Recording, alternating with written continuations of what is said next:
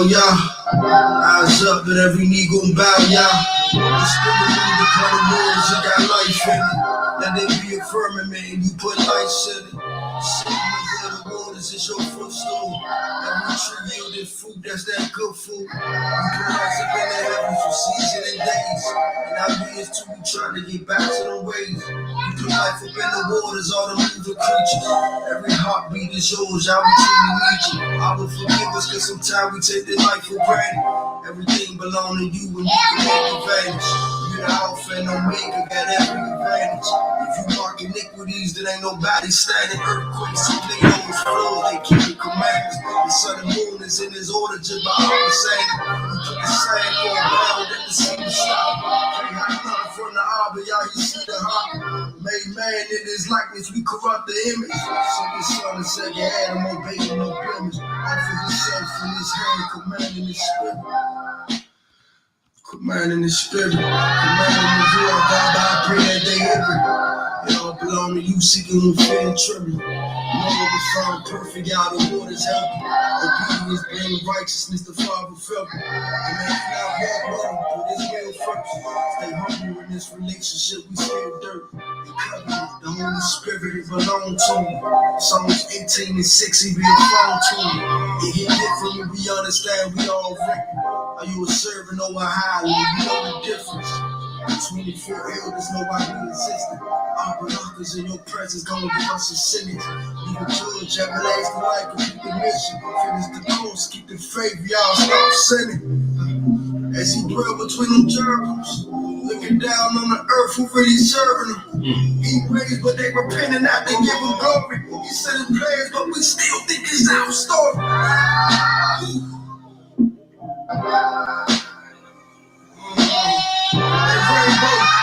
To the one that made it, and they ain't putting up no fight that they don't need saving. The Sabbath belong to all, but it ain't need changing. America ain't the land, we need Canaan. We gon' lay upon this rock just like Jacob did.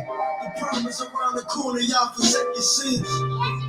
Our deliverance belong to him. By that blood, he took us back with all these wrongdoings. Sometimes I look at my hands and be like, Abba made it. We corrupt the image, we sent the Savior, but we plot to kill him. They ain't our behavior. A holy man that was teaching us to love your neighbor. He the bishop of our souls, y'all. They got a lake for Psalms 102 and 13. It's the time of favor. Messiah got the keys, don't let the devil cage you know. When it all said and done, no one to be a stranger. No, like the pop from me, I never knew you get the step. It's up to him if he forgive us, I need transgressors.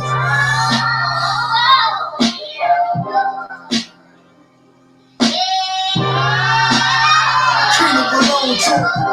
1,000-year reign that belong to him.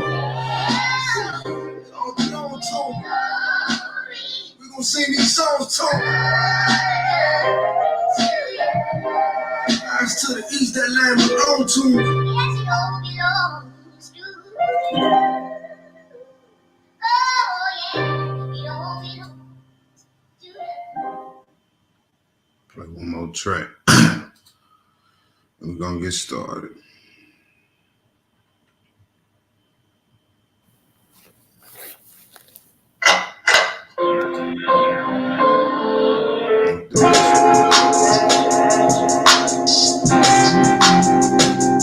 Come on in, chat. Chat, come on in. Chat, it's good to see everybody in the chat. Shabbat shalom. Where everybody tapping in from? Hey, put, you know what I'm saying, wherever city y'all posted up there in the chat. I know we in Olive Branch. I know a lot of us Olive Branch, Memphis, but I know a lot of people ain't. So if you in the chat right now, if you in here, put where you from. You know what I'm saying, where y'all residing at. The Lord will forgive me after all that I've done. I said my prayers, you think he hear me. Really love me like his son. Preacher man said I feel bad. So many demons all around me. I'm trying hard not to lose that. That's why I gotta know. So got Gary, Indiana in the house, Denver up in the house, Marion, Olive Branch. Okay. Be careful out there in Denver, sister. I've been hearing about what's going on. That's crazy. Back in Venezuelans and all that taking over neighborhoods. St. Louis up in here. Shalom, Hebrew. STL in the building. Fort Worth, Texas. Okay, we got people from all over. Poppy Shoes, what it do? DC, Humble, Texas. That's what's up. Yeah, we got a good one tonight. We're gonna eat good. No pun intended. We're gonna eat good. Piece of title. Well, pun intended. I'm the chosen one. Yeah. Everybody go through ups and downs. It get hard sometimes. Yeah. Everybody go through ups and downs. Sometimes. Sister Danita is from Humble. Yes, sir. That's North Houston, ain't it, sister? I grew up right there in Acres Homes. Sister Shonda, Shabbat Shalom, one love.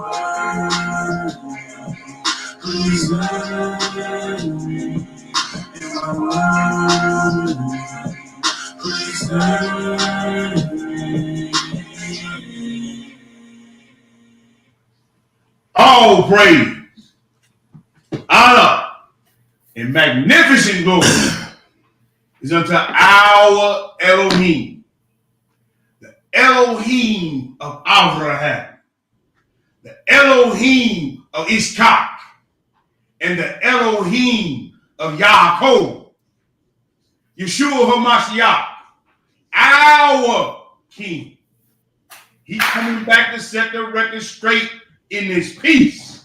I guarantee you, every knee gonna bow and every tongue gonna confess that he is, and that he is, and that he is.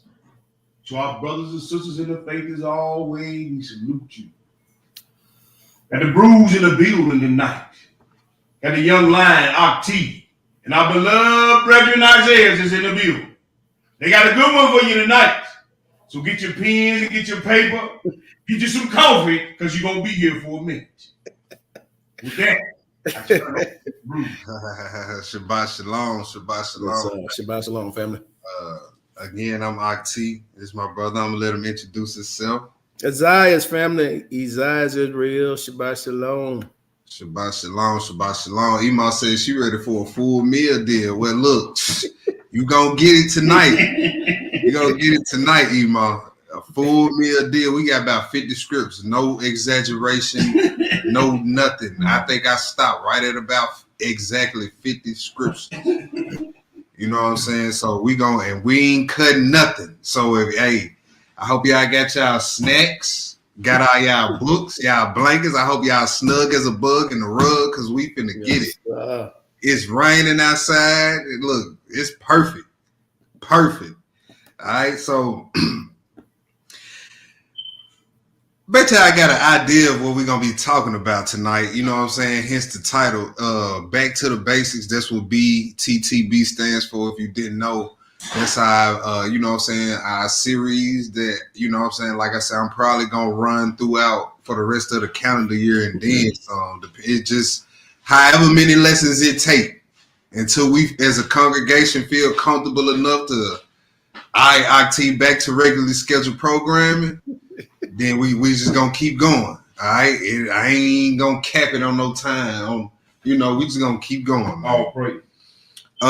So last time I was up, we did just a little introductory lesson to the series for what to expect in this thing. How to prepare your mind, because the scripture tell you, Sirach 2, get your mind right for this. Mm-hmm. So we was pretty much showing, what you're going to be running into, what you really need to be focused on now that you know that you're an Israelite, right? Mm-hmm. So now to further expound on that, we got to figure out what we need to be eating. Mm-hmm. You know what I'm saying? So, and that's a big thing, y'all. It is, and one of the main points tonight is to show that, y'all, it's way deeper than just consuming physical food, our dietary law. All right, so a few objectives we're gonna look at. We're gonna look at all diets that was laid out for us in the scripture. It's a few of them. Right? And hey, one of them we need. One of them we can't go without one of them. All right, we're gonna look at all them diets. Approaching the dietary law in captivity. Y'all, we're gonna have a discussion about this later on in this class, because it's a whole lot of confusion when it comes to the dietary law in captivity. With the, you know what I'm saying, with certain meats that was deemed clean. Now certain things is going on with them, and it's a big fuss in Israel. Should we still be eating it? You know, we're gonna look at stuff like that. And we're gonna identify sin. We gotta do that first and foremost. Mm-hmm. If we don't identify sin, then you know it's pretty much a lost cause, right? And the last one is assures that the law is still active. And we ain't gonna go in no particular order on these. You know what I'm saying? But we're gonna cover all these objectives tonight. So I hope y'all ready. Like I said, it's gonna be a pretty long class. We probably gonna use every minute of the 3 hours we got tonight. All right, so let's get it, Hebrew. First spot, 1 Peter 2, 1 through 3. We're gonna start out all these classes in this spot right here. 1 Peter 2, 1 through 3. Hold on. Let me share the screen. Y'all ready? Put some sevens in the chat. This ain't time to be, go get my pen. Cause we finna get started. 1 Peter 2, verses 1 through 3. When you get it, Hebrew, go ahead and read. All right, family. So 1 Peter 2, verse 1. Wherefore, laying aside all malice and all guile, and hypocrisies, and envies, and all evil speakings, as newborn babes desire the sincere milk of the word, that ye may grow thereby. You see that he said, as newborn babes desire the sincere milk. We're gonna keep pounding this. We're gonna keep pounding this, right? Because remember last time we talked about what happens when you stop desiring the sincere milk. Our walk gets stagnant. You know what I'm saying? We just start going through the motions, you know, and the scripture tell us you better get back to your first love. That's right. Keep that first fire you had. You better keep that all the way through. Right? So never lose the desire of the sincere milk, because that is what helps us grow in this thing, y'all. Holding on and housing these basic principles of the scripture. All right, let's go to the next spot. Ephesians 4, 14 through 15, Hebrew. Ephesians 4, 14 through 15. The pace, you know what I'm saying, of the first part of this class might be a little fast because we laying the groundwork. So, you know, we're going to try to get through the first little portion of this class pretty quickly. Ephesians, but we ain't going to rush through it. The pace is going to be a little quick. We got all night. Ephesians 4, 14 through 15. When you get it, go ahead, Hebrew. Okay, family, Ephesians 4, verse 14. That we henceforth be no more children, tossed to and fro, and carried about with every wind. This is why you got to desire the sincere milk. Because if you don't, you will stay a child, and then you will get out here in these scriptures and have these wars and watching these YouTube videos and be tossed to and fro with every wind of doctrine. Right. So stop desiring the sincere milk if you want to, and be out here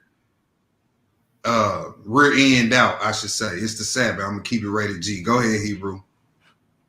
And run into somebody like Mally or somebody right. You know what I'm saying? If you don't milk, right, and run into the wrong brother, right, run into somebody that's learned in wickedness, and they flip you and have you out here looking crazy. Go ahead, Hebrew. Yes, sir. Middle of 14. By the sleight of men and cunning craftiness, whereby they lie in wait to deceive. Yes, sir. Let's go to the next. My bad. Go ahead, Hebrew. My bad. Yeah, go ahead, read. My bad. But speaking the truth in love may grow up into him in all things, which is the head, even Hamashiach. You see that? There it is, talking about growth again. Growth again, right? So that we may grow up. All right. So let's go to the next spot. John chapter 4, 23 through 24. John chapter 4, 23 through 24.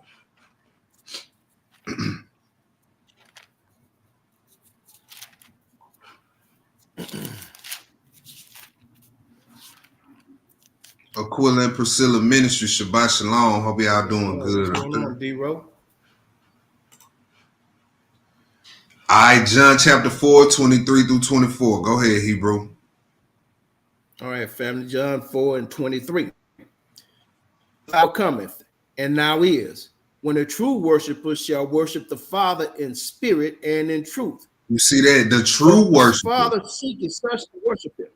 That's right. So the true worshiper shall worship him in spirit and in truth. So if it's not in spirit first and foremost, that's first and foremost. Mm-hmm. Right. Because if you ain't in the spirit, you ain't even got to worry about the true part. Because you ain't even in the spirit, so it can't be true. Right. Right. So hey, if you gonna deal with the law, it need to be from the spiritual aspect first. We need to understand that. Get that down pat. All right, and then in truth. All right. Once you get the spirit part right, then you can fully walk in the truth. Go ahead, Hebrew. Verse 24. Yah is a spirit, and they that worship him must worship him in spirit and in truth. No, it says those that worship him, if they choose to, can worship him in spirit and truth. Must. It's a must. It gives us a multiple choice. Do it, Hebrew. Is that what we're reading? Or must is there? There is no choice. Nope. That's right. Right? So if you ain't even dealing with the law from a spiritual level or a spiritual aspect, you're not a true worshiper, and the Father does not recognize you or the Son. All right. So now let's go get the definition of sin, Hebrew. Let's go to Leviticus 4, verse 2.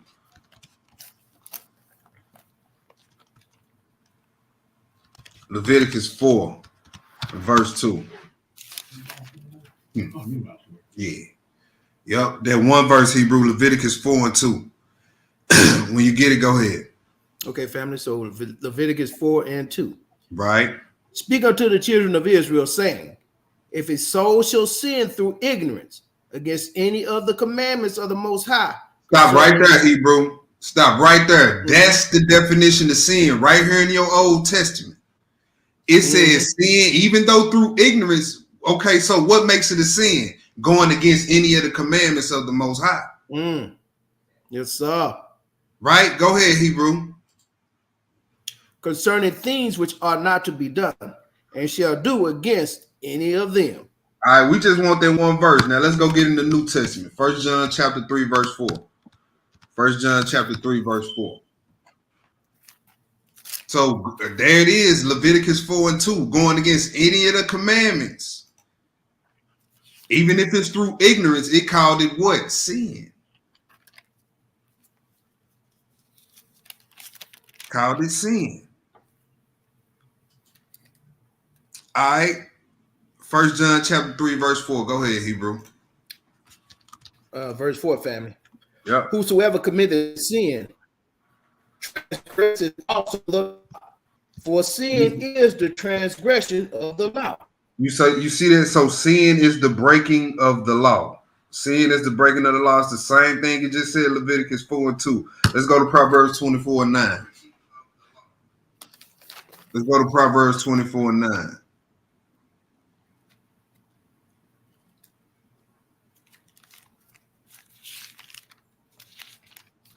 All right, so they still talking about, they in 1 John. They still talking about the law. Yes, sir. And how breaking it is still sin. Now we went from Leviticus to the beginning, from the beginning of the book, all the way toward the end, and it's saying the same thing at the gate. Come on now. Yes, sir. At the gate now. Now, from this point forward, the Bible either gonna do one or two things. Confirm what we've been reading, or it's just gonna confuse us all and say something totally different as we keep going. Right? We ain't leaving none of the naysayers, none of the pig meat eating relatives, Sunday churchgoers with no wiggle room tonight. These the only two directions this class gonna go with these scriptures. We just set the tone. Leviticus 4, 1 John 3. It's either gonna go forward and everybody gonna get more understanding from this point, or we just gonna go backwards and this gonna cause more confusion. Right. At the end of this class, everybody either gonna be more clarified or more confused. And I want y'all to let me know which one y'all are at the end of the class. All right, let's go to the next spot. Well, did we even read this? No, we ain't read that yet, T. Okay, yeah, read that, Hebrew. Go ahead. Proverbs 24:9. Okay, so verse 9, family. The thought of foolishness is sin. All right, so now there's an aspect of sin that deals with the thought. See that? The thought of foolishness is sin. See, when you've been off that pork, the thought of, man, you know what? After 10 years, man, the Most High wouldn't be mad if I go get me some cracklings. Okay. A double bacon burger. Look, you thinking that, guess what? On Judgment Day, he gonna question you about that. He gonna question you about that line of thinking, that train of thought. Why did you think about getting cracklings and think that I wasn't gonna hold that against you? That's what's gonna be asked of you. He ain't gonna get up. You ain't gonna get up there on Judgment Day and the Messiah look at you and say, you know what? Even though you thought that but didn't do it, you good. Come on. No.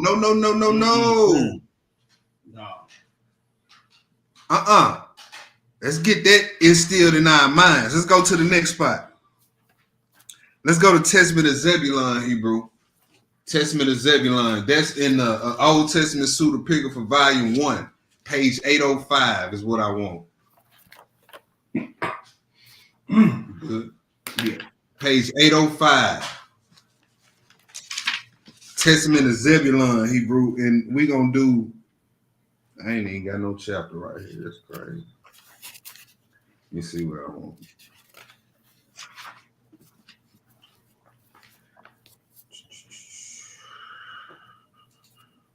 Okay. Testament of Zebulun, chapter 1. And pick it up at verse 4, where it says, I am not aware. You see where it says, I am not aware, Hebrew? Yeah, I got you. Okay, yeah, pick it up right there and just read that verse 4 and 5. Okay. Now, just read it on now. Read it on now. Start at 1? Now, start at chapter 1, verse 4, though. Okay. Okay, family, so it reads, I am not aware, my children, that I have sinned in all my days, except in my mind. What did he say? He said, except in my mind. Bagging up Proverbs 24:9. Go ahead, Hebrew. Nor do I recall having committed a transgression except what I did to Joseph in ignorance, because in a compact with my brothers, I kept from telling my father what had been done. Although I wept much in secret, I was afraid of my brothers, because they had all agreed that if anyone disclosed the secret, he should be killed by the sword. Even when they wanted to kill him, I exhorted them with tears not to commit this lawless act. Right. All right. So now let's drop that, Hebrew. Let's go to Matthew. You ain't want the 2? Nah, that was it on that, Hebrew. Okay. That was it on that. Let's go to the next spot. Let's go to Matthew 5. Let's go to Matthew 5, Hebrew. Let's do that next. Let's go to Matthew 5. Matthew 5, and we're going to pick this up at verse 17. You know, for me, it's a preference for me to teach newcomers the law from Matthew 5 versus Exodus 20. Right. Now, Exodus 20 is an excellent starting point, right? But guess what? The one who wrote Exodus 20, come on now, told you gonna really need to listen to the one that's coming after me. Matter of fact, let's go there, Hebrew. Yeah. Deuteronomy 18. Do that. Deuteronomy 18. This is why my preference is to teach the law from Matthew 5 first. Because the one who wrote Exodus 20 said this. You know, As a teacher, you know, do as the Ruach leads you. The Ruach led me to teach it like this. I Deuteronomy 18, Hebrew do 18 through 21. All right, family. So Deuteronomy 18 and 18. I will raise them up a prophet from among their brethren, like unto thee, and I will put my words in his mouth, and he shall speak unto them all that I have commanded him. And it shall come to pass that whosoever will not hearken unto my words, which he shall speak in my name, I will require it of him. But the prophet which shall presume to speak a word in my name, which I have not commanded him to speak, or that shall speak in the name of other gods, even that prophet shall die. All right, let's go to Matthew 5. That's what Moses said. That's what Moses said. And if we was to go to Acts 3 and read probably from verse 11 on down to 24, Peter confirmed who Moses was talking about, which was the Messiah. Yes, sir. He confirmed it. All right, let's go to Matthew 5. Let's do 17 through 21, Hebrew. And then we're going to skip down. 17 through 22. And then we're going to skip down. Okay, so verse 17, family. Think not that I am come to destroy the law or the prophets. I am not come to destroy, but to fulfill. For verily I say unto you, till heaven and earth pass, one jot or one tittle shall in no wise pass from the law. Right, so that includes the dietary law, don't it? So he said, I come not to destroy the law, but to fulfill it. All right, go ahead. Verse 19. Whosoever therefore shall break one of these least commandments and shall teach men so, he shall be called the least in the kingdom of heaven. Right. But whosoever shall do and teach them, the same shall be called great in the kingdom of heaven. For I say unto you, that except your righteousness shall exceed the righteousness of the scribes and Pharisees, you shall in no case enter into the kingdom of heaven. Right. So in that verse 19, he said, those who teach men, who shall break one of these least commandments and shall teach men so. Right. So we don't teach you that the dietary law is no more. Yes, sir. We don't teach you that Acts 10 did away with the dietary law. Matthew 15 did away with the dietary law. We don't teach you that. And least in the kingdom does not mean you're gonna be one of the last people to get in. That mean if old Leroy always steal it from you and you throwing a party and you say, man, Leroy said he gonna fall through. Man, that nigga will be the last one to come to my party. That's what that means. You will be the last one to get into the kingdom, teaching men to break the commandments. Right? He said, unless your righteousness exceed the righteousness of the scribes and the Pharisees, ye shall in no case enter to the kingdom. IT, how does this apply to the dietary law? Yeah, you might not eat the pork, but you still operating with no discretion. Yeah, you might not eat weasel and mice, but you gossip like one. You unclean like one. Come on with it, Doc. Right? I'm giving y'all a hint what a dietary law, the spiritual part of it, is dealing with character. All right, because you are what you eat. That was verse, you got to verse 22, yeah, Hebrew? No, we had 21, Doc. Okay, go ahead. Verse 21, family. Yeah. Ye have heard that it was said by them of old time, thou shalt not kill, and whosoever shall kill shall be in danger of the judgment. See, of old time only dealt with the action. You see how he said the old time, and then he just named the action. Didn't have nothing spiritual, nothing that made you get your mind right about killing. Right, verse 22. Go ahead, Hebrew. Hey, let me say this. That's why the Pharisees sought to kill the Messiah. You know what I'm saying? Because they felt like they could do that and not have their hands dirty. That's what I'm saying. They wasn't doing that. See? But hey, they could claim, hey, I kept the law. I didn't physically kill him. Right. Yeah, but you put that, you gave money to somebody to go do it. Yes, sir. All right, go ahead, Hebrew. Let's keep going. But I say unto you that whosoever is angry with his brother without a cause Woo. shall be in danger of the judgment. And whosoever shall say to his brother, Raka, shall be in danger of the council. So what do we get from this? What do we get from learning the law from Matthew 5, straight from the horse's mouth, Christ's perspective? And red letters. He letting you know that transgression of the law starts with thoughts. He letting you know that murder starts with being angry with your at your brother without a true cause. Yes, sir. Murder starts with saying, look, insulting things to your brother or your sister. Raka, you empty-headed fool, you idiot. But Bruce should not be talking to other Bruce like that.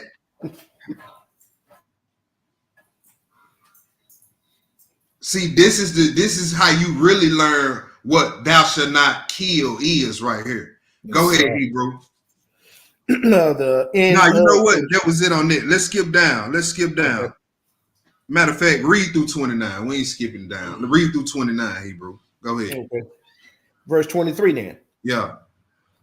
Therefore, if thou bring thy gift to the altar, and thou rememberest that thy brother hath aught against thee, leave there thy gift before the altar, and go thy way.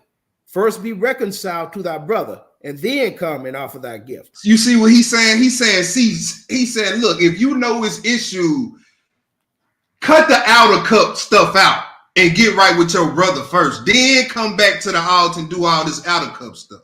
Right. See, we want to ignore the making it right with our brother and still come to the altar. Yeah, I mean, do you understand that's directly contrary to what he just told you right here? When we do that, do we recognize that we just saying, okay, I understand what you said here in verse 22, Christ, but this is what I feel like doing. Right. Because I'm too scared of the hard conversation to have with this brother, this sister. So I'm just going to still bring my gift to the altar. And then you wonder why it ain't no motion in your spiritual life. Because a little small, just being a little hard-headed, little stuff like that. If you just start tweaking stuff like that in your life, watch how stuff start to change for you. Right? Go ahead, Hebrew. Let's keep reading. Agree with thine adversary quickly, whilst thou art in the way with him, lest at any time the adversary deliver thee to the judge, and the judge deliver thee to the officer, and thou be cast into prison. Verily I say unto thee, thou shalt by no means come out thence till thou hast paid the uttermost farthing. Right, 27. Ye have heard that it was said by them of old time, thou shalt not commit adultery. But I say unto you, that whosoever looketh on a woman to lust after her, hath committed adultery with her already in his heart. You see that? He told you that you commit adultery without committing the actual act of it. Yes, sir. Now, if Christ was going down the cross and do away with the law, why would he waste his time while he was allowed to break down the true meaning of the law? Right? So adultery even starts in the mind. All right, go ahead, Hebrew. Verse 29. Yeah. And if thy right eye offend thee, pluck it out and cast it from thee. For it is profitable for thee that one of thy members should perish, and not that thy whole body should be cast into hell. Right? So you're going to be cast into hell because you could control your eyes from lusting. Now he said, look, cast that out. Not literally. We ain't talking about castration. Don't pluck it all the way out. Yeah, I can't stop committing adultery, brother. I'm finna chop it off. Look, don't call and tell me before you do. I don't want to. I don't want to hear that. Yes, sir. Know what you move, partner. That's what you feel like you got to do. But understand, we don't teach this verse to mean castration here at this ministry. If that's what you felt like you had to do, don't call none of us and tell us. Just go and go with your move, Hebrew. Well, you already lost because you can't conquer your mind. Right. I was going to say, you can't lop off that in your head. You can lop off your member. You can chop that off and still have the lustful thoughts. That's right. You lost limbs and still can feel their hand. That's what I'm saying. So that's why you got to deal with the mind. You can do all the chopping, off of the private parts all you want to. Mm-hmm. If you ain't dealt with them lustful thoughts in that mind, guess what? Now it's gonna be rough on you now, because now you ain't got the tool. So what you gonna use to compensate? That's what I'm saying. Mm. That's when Lead to more lawlessness. Hey, let's go and see what part of the law did Christ fulfill. Let's go to Luke. Let's go to Luke 24. Luke 24. Luke 24, y'all. The objective we dealing with right now is assurance that the law is still active. That's where we at in the class right now.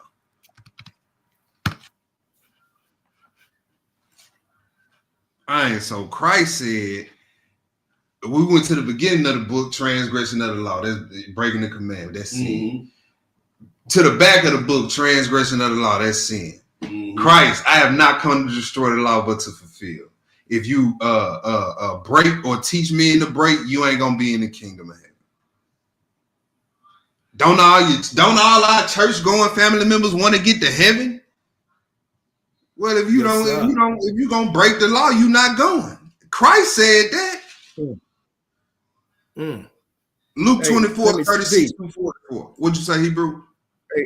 Hey, why would the Most High get off his throne like he did on Mount Sinai? Come down and do all he did right there for Israel and give him the law right out of his own mouth to do away with. Right. That don't make no sense. None at all. None at all. None at all. They never let their logic get ahead of their emotions when it come to talking about it. All right, let's go to Luke 24, 36 through 44. Luke 24, 36 through 44. When you get it, go ahead, bro. Family, so we at verse 36. Mm-hmm. And as they thus spake, Yeshua himself stood in the midst of them and said unto them, Peace be unto you. Mm. But they were terrified and affrighted and supposed that they had seen a spirit. And he said unto them, Why are ye troubled? And why dost thou arise in your hearts? Thoughts, Behold, my hands and my feet, that it is I myself.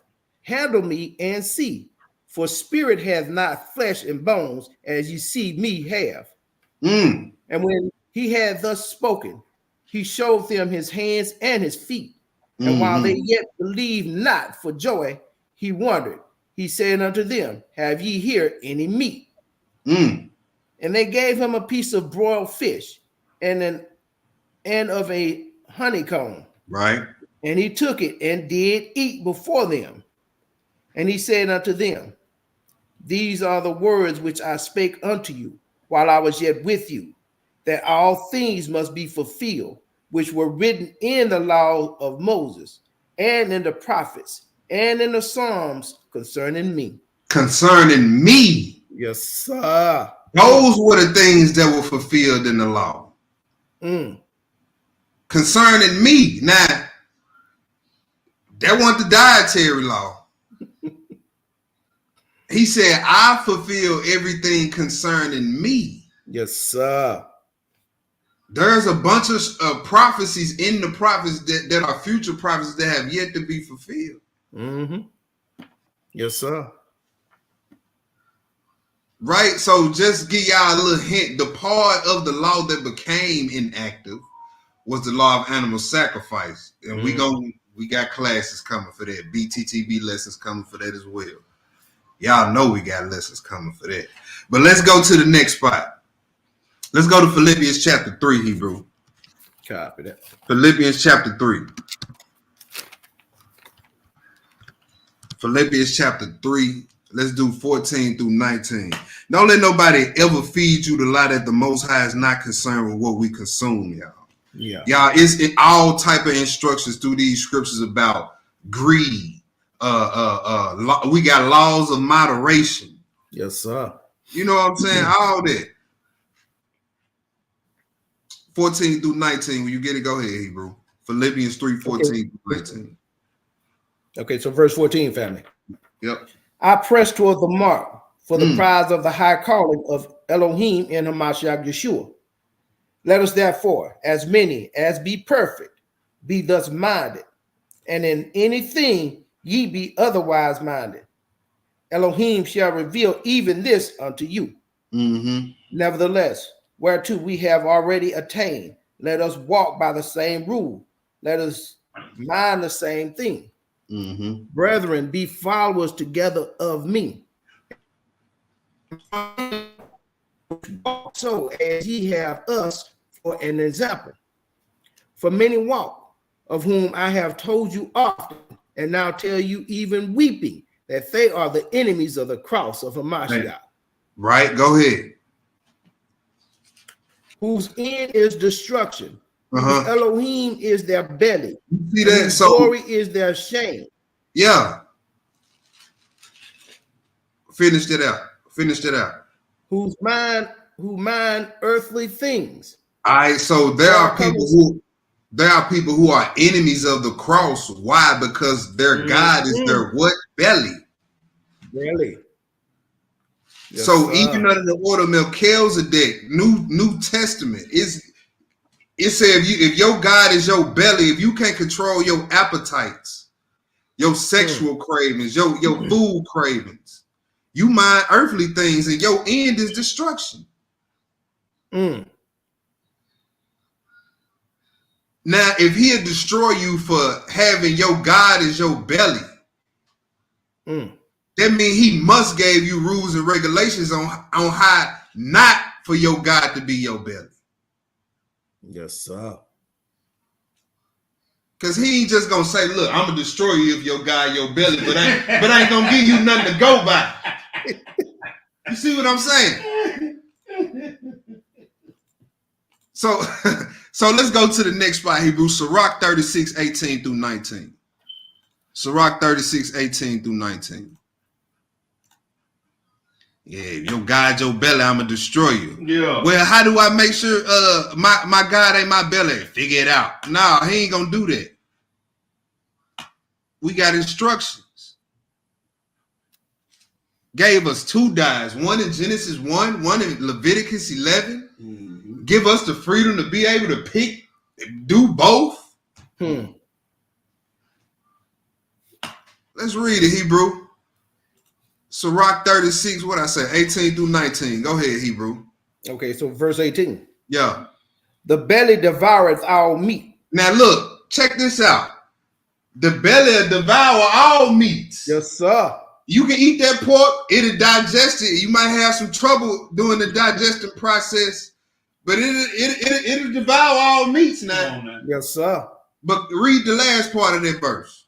Yet is one meat better than another? You see that? He said, but yet is one meat better than another. What?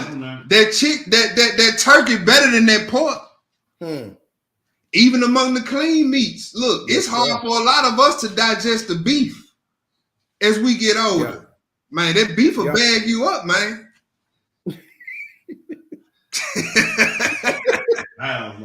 Well, you stack that plate full of beef ribs at the feast if you want to. And boy, be constipated for a month around here. You know what I'm saying? So sometimes I slide more towards the chicken. You know what I'm saying? Because hey, some meat's just better than others. All right, verse 19. Go ahead, Hebrew. Verse 19. Yeah. As the palate tastes divers kinds of venison, so doth an heart of understanding false speeches. Now, pay attention to verse 19. Notice how it goes from your physical palate right to the heart, straight to the heart. There is a relation there from your palate to your mind. Palate to mind. He says, just as the palate tastes different kinds of venison, so doth the heart of understand false speeches. Yes, right? So we're going to get more into that later. Now let's go to Sirach 31. Sirach 31. Sirach 31. Let's do verses 16 through 20, Hebrew. Sirach 31, 16 through 20. We getting through this pretty good. Looking at a few laws of moderation right here, Hebrew. Sirach 31, 16 through 20. When you get it, go ahead, Hebrew. Okay, family. So verse 16. Yeah. Eat as it becometh a man. Those Right. things. See, it says eat like a human. Don't eat like a barbarian. Eat as it becometh a man. Go ahead, Hebrew. Those things which are set before thee, and devour not, lest thou be hated. You see that, man? Y'all ever seen Major Payne how he was eating? Yes, sir. Boy, don't come to that, man. Don't come to Tabernacles, boy, eating like that. We're gonna be like, man, don't invite that boo back to the you don't eat at the crib, man. The way he over there eating. Right. That Hebrew ain't looked up, ain't breathed since he sat down. You know, people ain't gonna want to have you around you eat like a barbarian, just eating with your hands, ain't using forks or nothing. Right. He got the spaghetti like this with his hand, doing like this with the spaghetti. Man, no, bro. It said eat like a human, bro. That's right. Our instructions. We not barbarians, okay? We civilized human beings. We don't eat like Major Payne. Yes, sir. All right. Verse 17. The scriptures deal with table manners and all that. Go ahead, bro. Verse 17. Yeah. Leave out first for manners' sake, and be not unsatiable, lest thou offend. Yeah, even though you being offered more, hey, you want another piece of chicken, bro? Sometimes you're just like, man, nah, I'm good. You ate enough to suffice. Hey, now I'm good. Right. You know, these just good manners right here. Yeah. That makes sense. Go ahead, Hebrew. When thou sittest among many, reach not thy hand out first of all. Don't be the first one. Yeah. You always the first one in the line at the feet. This ministry stationed in Memphis and Olive Branch. You up there when we called to guest you. Well, yeah, I'm technically, I'm South Haven.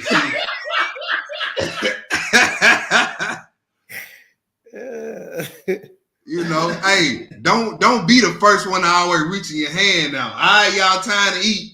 You trampling over emails and she brews to get to the ribs. Yeah. Go ahead, Hebrew. Verse 19. Yeah. A very little is sufficient for a man well nurtured, and he fetcheth not his wind short upon his bed. That's right. He said, so a well-nurtured man, it don't take much to fill a well-nurtured man up. Right? And then he say, look, if you eat, don't eat until you feel like you about to pop. Me personally, I eat nowadays. I eat just enough to satisfy my that little hunger pain go away or whatnot, and I'm good. Just to put something on my stomach now. We not living to eat. We eating to live. Yes, sir. Right. And so when you don't eat until you pop, it said you ain't gonna be trying to laying down trying to catch your breath. You ain't gonna be doing all that while you trying to go to sleep. So we got laws of moderation as well to go with our dietary law, right? Not only do our scriptures tell us what to eat and what not to eat, it tells us how much. And these laws are very important now, since just about everything we can consume is poison, right? We need to really be focused on our laws of moderation. Verse 20, go ahead, Hebrew. I was hoping we kept reading, man. I was reading. Yes, sir. I hope we kept reading this. Yes, sir. Sound sleep cometh of moderate eating. He riseth early, and his wits are with him. Mm-hmm. But the pain of watching and choler and pains of the belly are with an insatiable man. You see what all come with a greedy man? Mm-hmm. Look, stomach pains, like ulcers, digestive problems, and look, can't sleep at night. It's painful being up. Why? Because your stomach hurt. You got the BGs, diarrhea. You know, he said, look, if you want to sleep good at night, stop eating so heavy. Yeah, got heartburn and everything else. Indigestion. Yeah. I can't go to sleep till I go to the bathroom, man. My stomach hurt. That's what he said. Keep stuffing yourself if you want to. You know what you got to deal with: pain of watching, cold, pains of the belly. He said that's what a greedy man, that's what unsatiable means. All right, go ahead, Hebrew 21. Verse 21. Yeah. And if thou hast been forced to eat, arise, go forth, vomit, and thou shalt have rest. My son, hear me and despise me not. And at the last thou shalt find as I told thee, and all thy works be quick. So shall there no sickness come unto thee. Okay, now let's go to Job chapter 23 and 12. Job chapter 23 and 12. Let's go look at our most essential diet, y'all. The most essential diet we have, y'all, is these scriptures, is the words of the Most High. Let's go ahead and deal with that one first. Go ahead and deal with that one first. You said 23T? Yes, sir. Job 23 and 12. Job 23 and 12. Yup, bad dreams and all, Hebrew. Yeah. Bad dreams and all. Hey, for my people who indulge in the left-handers, y'all, we really gotta watch it, because when them munchies kick in, and you 10:30 at night up in the refrigerator cooking pot roast and yams, and get you some fruit for when them type of things happen.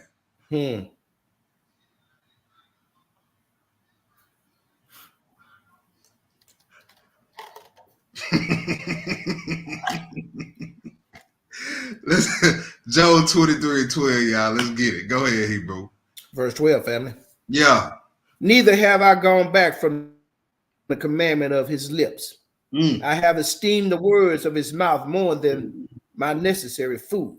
You see that? Job said, I esteem the words of his mouth more than my necessary food. All right. Now, let's go to Deuteronomy chapter 8. Deuteronomy chapter 8. Right? Remember, what did Eve consume when she had a conversation with Satan? She consumed the information, the words. Yes, sir. Right? Bad died in the garden. Bad died. All right, Deuteronomy 8, 1 through 3, Hebrew. When you get it, go ahead. Okay, family. So verse 1. Yeah. All the commandments which I command thee this day shall ye observe to do, that ye may live and multiply and go in and possess the land which the Most High swear unto your fathers. And thou shalt remember all the way which the Most High, thy Elohim, led thee these 40 years in the wilderness, to humble thee and to prove thee, to know what was in thy heart, whether thou wouldest keep his commandments or no.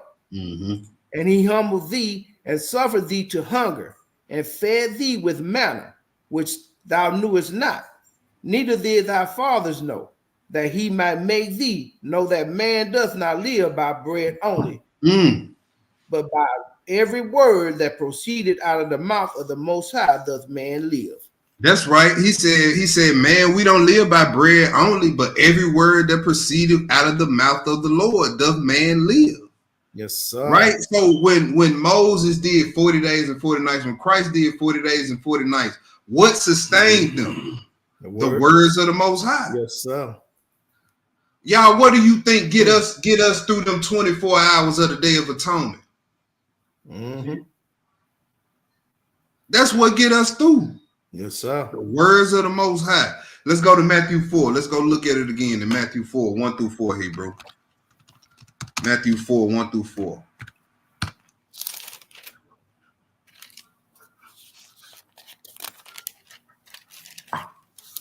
Matthew 4, 1 through 4. When you get it, go ahead, bro. Okay, Matthew 4 and 1, family.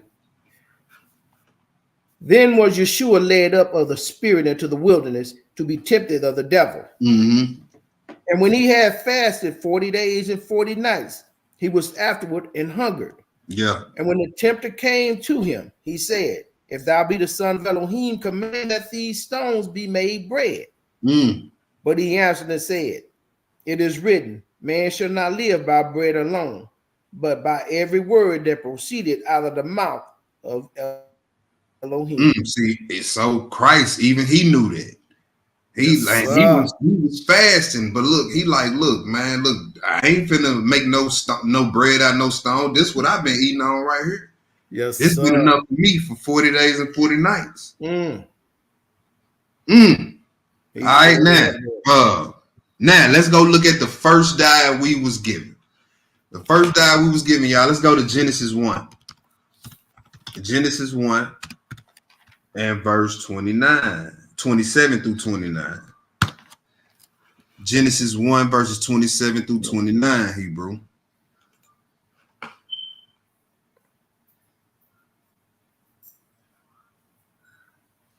All right, when you get it, go ahead. Okay, Genesis 1, 20 and 27, family. Mm-hmm. So Yah created man in his own image. Right. In the image of Yah created he him. Male and female created he them. And Yah blessed them. And Yah said unto them, be fruitful and multiply and replenish the earth and subdue it and have dominion over the fish of the sea and over the fowl of the air and over every living thing that moveth upon the earth. Mm-hmm. And Yah said, behold, I have given you every herb-bearing seed which is upon the face of all the earth, Right. and every tree in the which is the fruit of a tree yielding seed. To you it shall be for me. All right, so this is the first diet we was giving y'all. Every herb burn seed, which is upon the face of all the earth. Mm-hmm. This was man's first diet, right? Let's go further along. Let's go to Genesis 3:17 through 18. Genesis 3:17 through 18.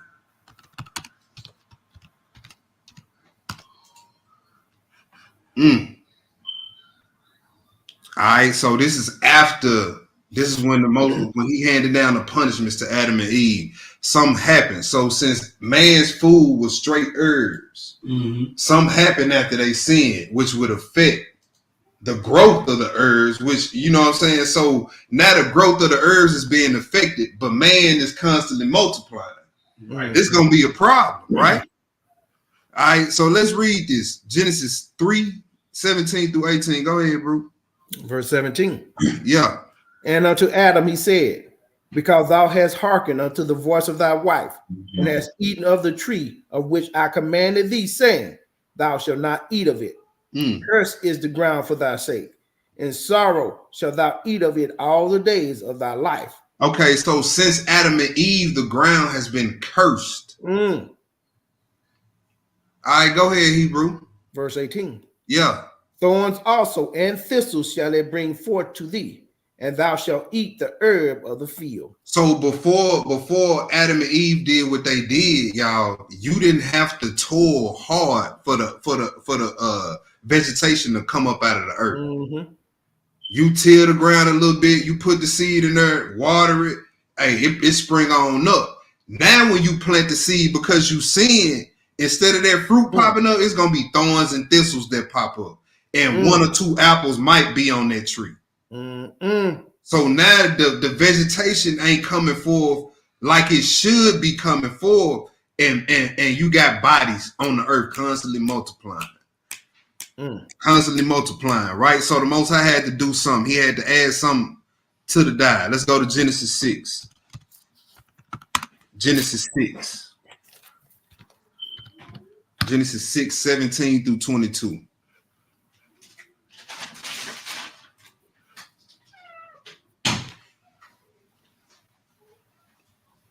Genesis 6:17 through 22. When you get it, go ahead, bro. All right, family. So verse 17. Yeah. And behold, I, even I, do bring a flood of waters upon the earth to destroy all flesh, wherein the breath of life under the heaven, from under the heaven, and everything that is in the earth shall die. But with thee will I establish my covenant, and thou shalt come into the ark, thou and thy sons and thy wife and thy sons' wives with thee. And of everything, of every living thing, of all flesh, 2 of every sort, shalt thou bring into the ark, to keep them alive with thee. They shall be male and female, of fowls after their kind, and of cattle after their kind, of every creeping thing of the earth after his kind. 2 of every sort shall come unto thee, to keep them alive. And take thou unto thee of all food that is eaten, and thou shalt gather it to thee, and it shall be for food for thee and for them. Thus did Noah according to all that Elohim commanded him, so did he. All right, now let's drop that. Let's go to Genesis 7, 1 through 3. Genesis 7, 1 through 3. Genesis 7, 1 through 3, Hebrew. Okay, so verse 1. Yeah. And the Most High said unto Noah, Come thou and all thy house into the ark, for thee have I seen righteous before me in this generation. Of every clean beast thou shalt take to thee by sevens. Of every what beast? Clean beast. Okay, so clean beast. We just don't, we see that in Genesis first, not Leviticus. Right. And there's a distinction between clean and unclean beasts under the same order we all are under right now. Yes, sir. Just more confirmation, y'all, that look, you saying that the law is done away with. Well, it wasn't done away with when Melchizedek was in order in the beginning. So why is it done away with under Melchizedek now? Yes, sir. And just sit there. Don't say nothing else. Just sit there and let them explain that to you. Don't help them out. Don't let them move away from the topic. Every time they try to go away, bring them right back to the point. Right. And just you don't say nothing. Just sit there and let them explain to you why that is. Right? Keep reading, Hebrew. I'm going to start at 2 again, brother. Of every clean beast thou shalt take to thee by sevens, the male and his female, and of beasts that are not clean by 2, the male and his female. Of fowls also of the air by sevens, the male and the female, to keep seed alive upon the face of all the earth. All right, let's go to Genesis 8, verse 20.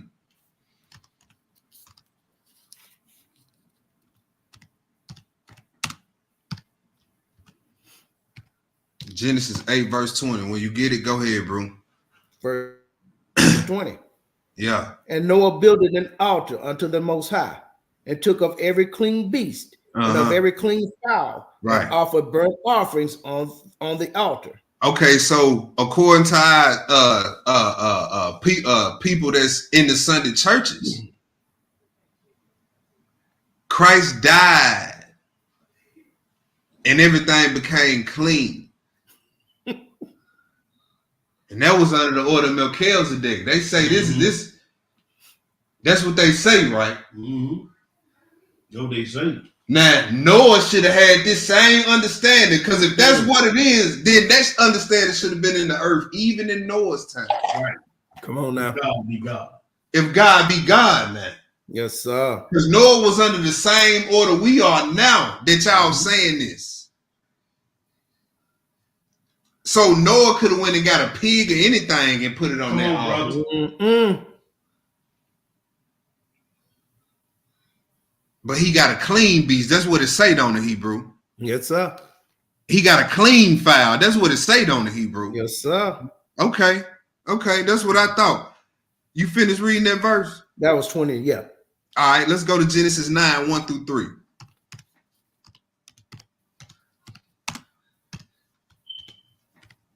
Tell him we ain't leaving with no wiggle room tonight.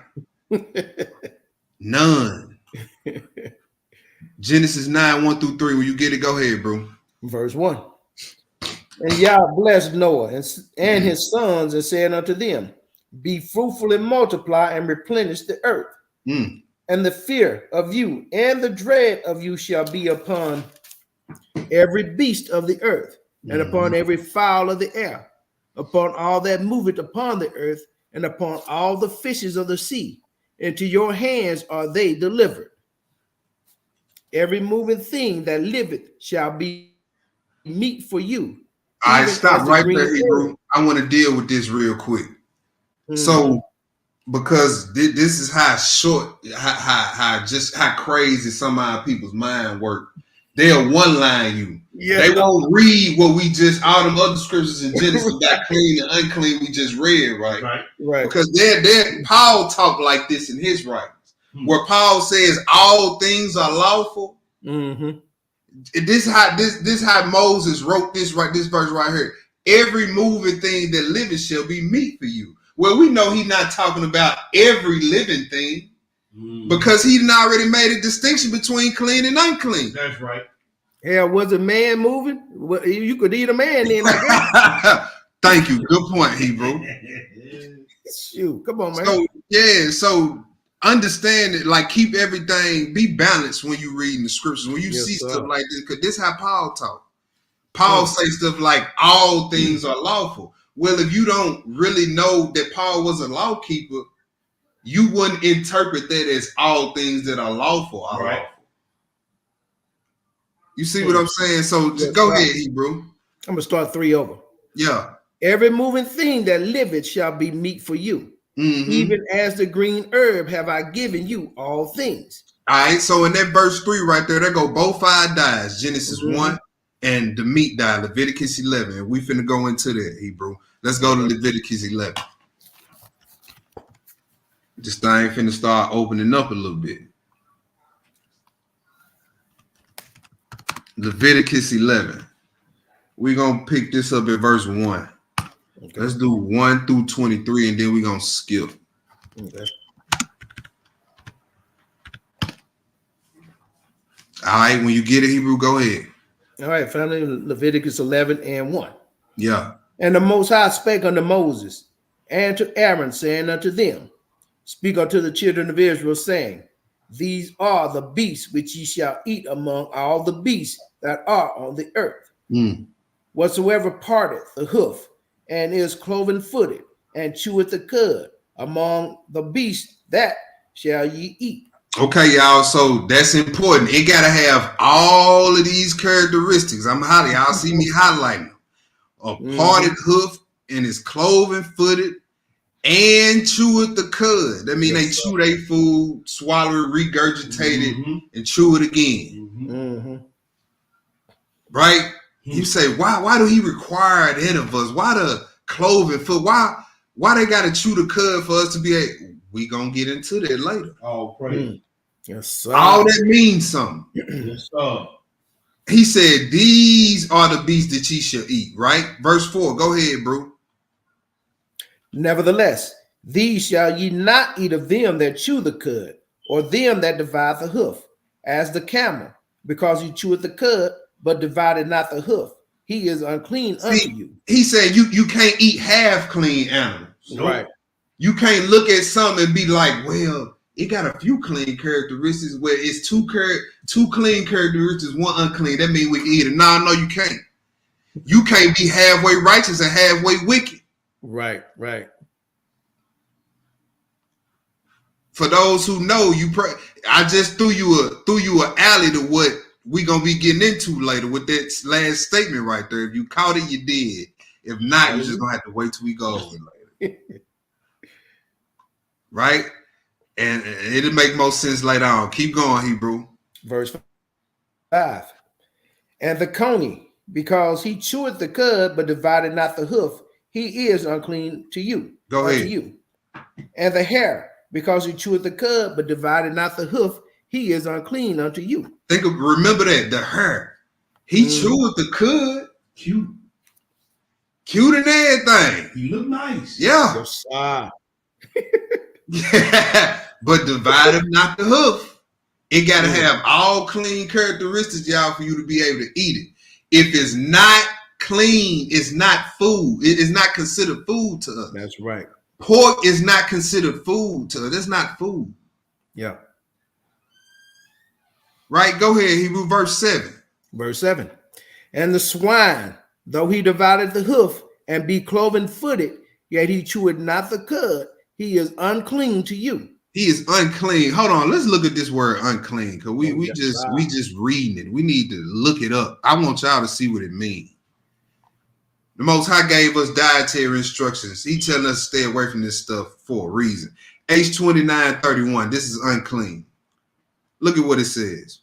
Unclean, impure, ethically and religiously, ritually of places. Strong's definitions.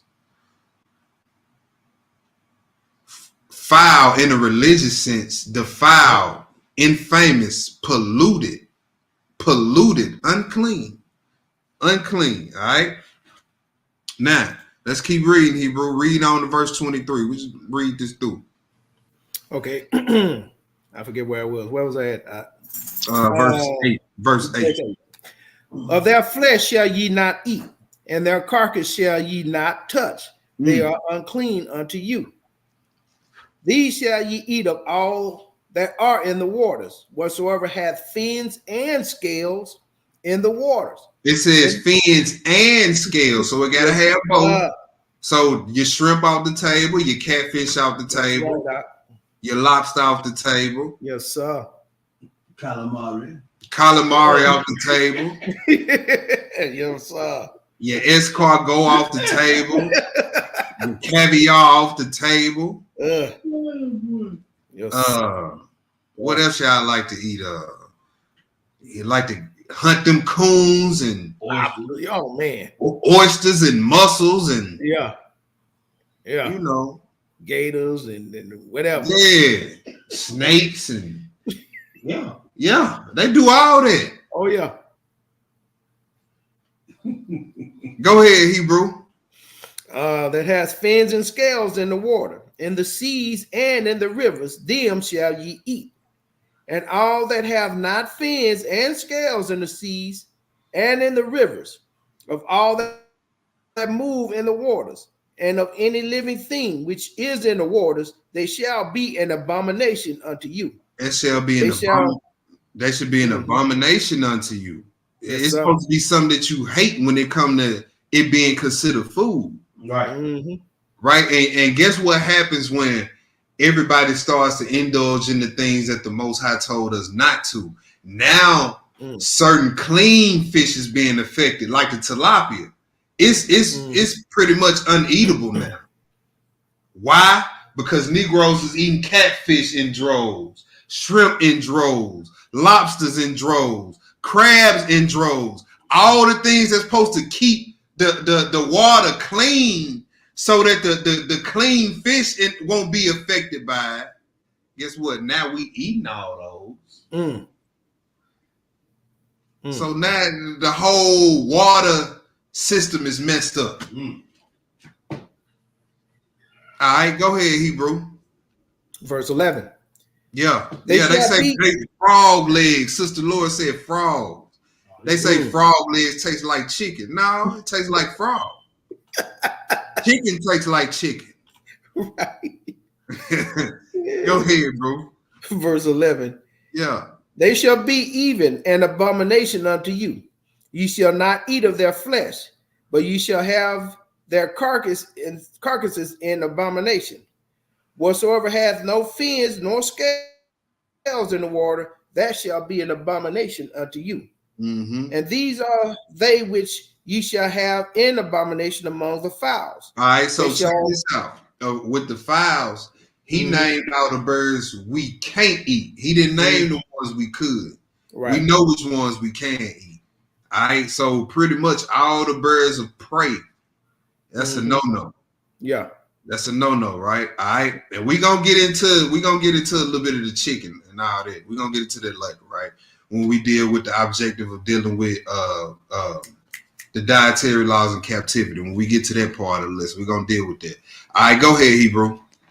The middle of 13. Yeah. They shall not be eaten. They are an abomination. The eagle and the ostrich, right? And the osprey and the vulture and the kite after his kind. Every raven after his kind. Now think about these birds he telling us not to eat. The vulture. Think about how a vulture acts. Eat dead things. Birds of prey. Hey, flying around and look and see who his next victim is.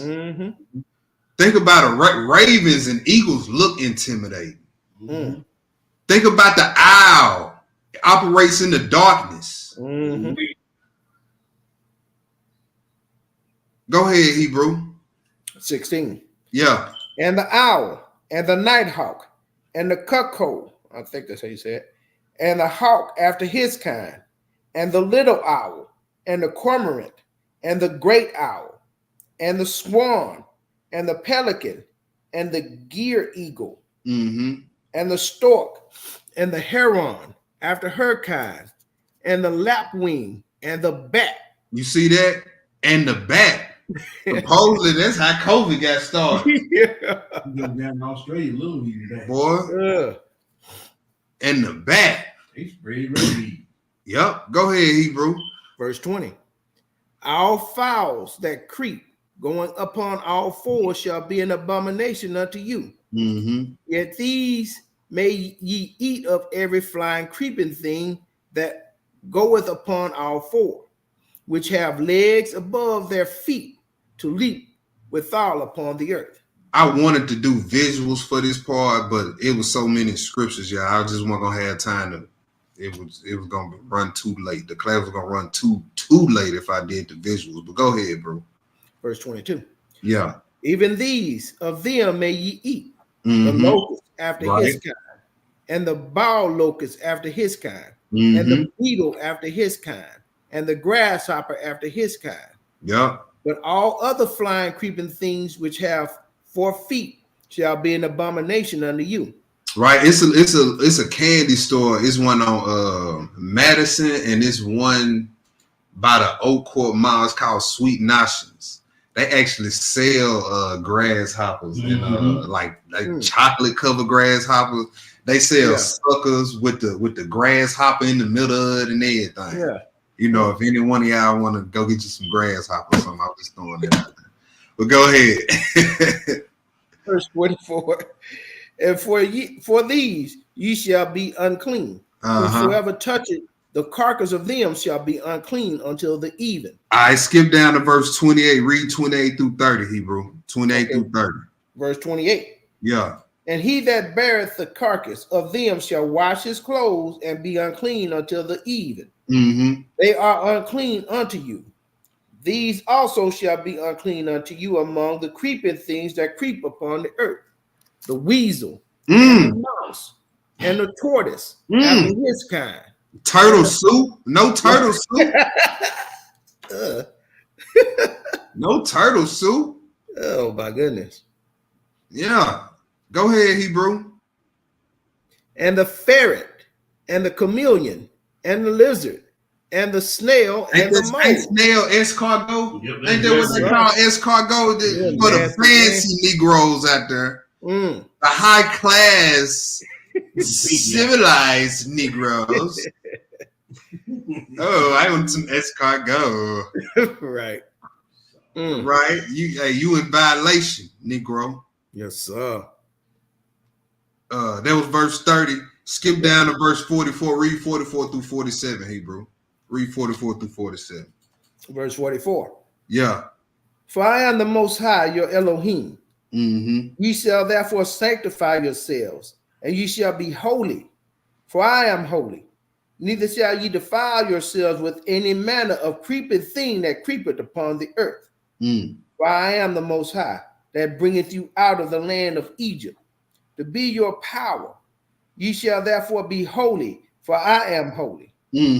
This is the law of the beast, and of the fowl, and of every living creature that moveth in the waters, and of every creature that creepeth upon the earth, to make a difference between the unclean and the clean, and between the beast that may be eaten and the beast that may not be eaten.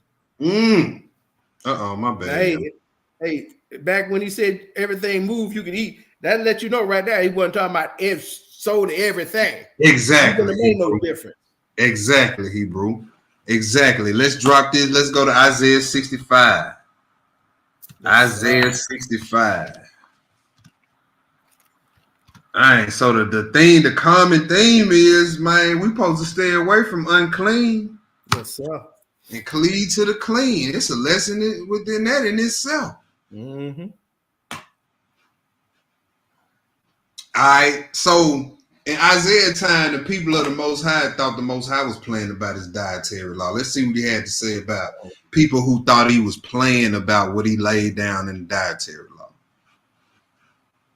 All right, go ahead, Hebrew. Isaiah 65, 1 through 5. Okay. So verse 1. I am sought of them that ask not for me.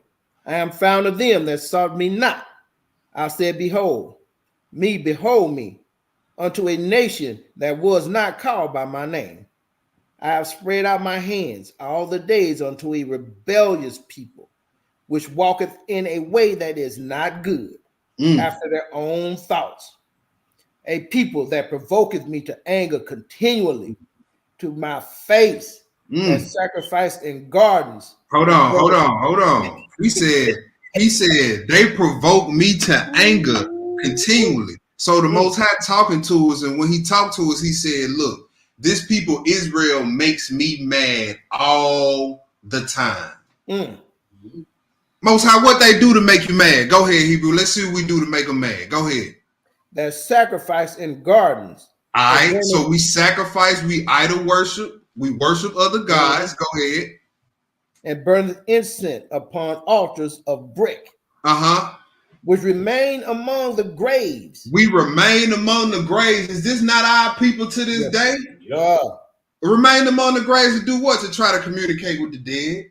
Our people do this to this day. Go to the gravestone and talk to the headstone. Can't nobody hear you. Right. Yes, I know it's gonna hurt your feelings. Can't nobody hear you. Right. You confused anyway because you go to the graveyard, talk to the headstone, and then when you leave, you look up to the sky and kiss up to the sky. Well, are they in the ground or are they up there? Which one is it? He said the people who do this, they piss me off all the time. What else they do, Hebrew? Enlarging monuments, which eat swine's flesh. Which do what? Eat swine's flesh and broth of abominable things. And broth of abominable things. That go your crab leg boil. Yes, sir. Go ahead, Hebrew. Verse 5. Which say, stand by thyself, come not near to me, for I am holier than thou. And you can't tell these people nothing about they crab legs and they pork chops. Yes, sir. Can't tell them nothing. Go ahead, bro. These are a smoke in my nose, a fire that burneth all the day. He said, I'm always irritated with people who do these things. So those who are eating unclean things, he said, I'm always irritated with you. Always. You who stand among the graves, who sit among the graves, I'm irritated with you. You who idol worship, I'm always irritated with you. Don't ever think you good with me eating this swine. I'm always irritated. That fire burns in my nose all day long. Therefore, I'm always irritated with you. Isaiah 66, Hebrew. Isaiah 66. He said, I come not to destroy the law and the prophets. Well, the law done away with. Well, what about the prophets? What about this prophet right here? Is this done away with? Because this ain't been fulfilled yet. Isaiah 66, 15 through 17. Okay. 15 through 17. Go ahead, bro. All right, verse 15. Yeah. For behold, the Most High will come with fire and with his chariots like a whirlwind to render his anger with fury and his rebuke with flames of fire.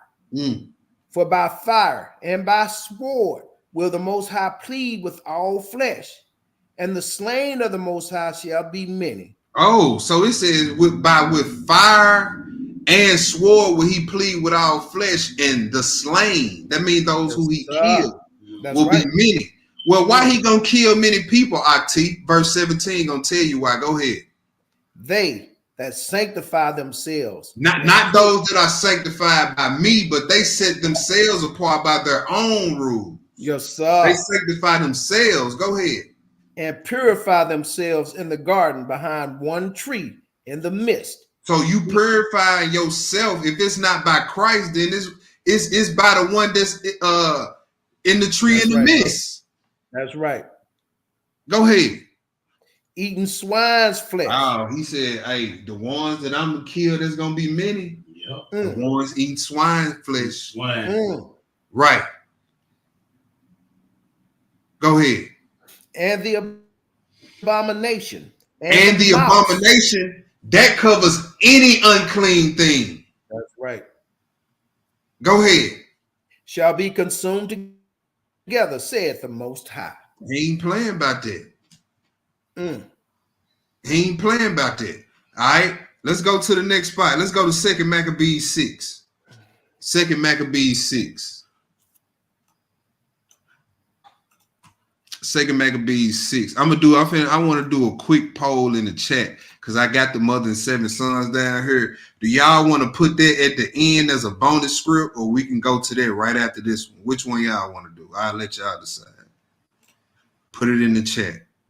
Say after this or bonus scripture at the end.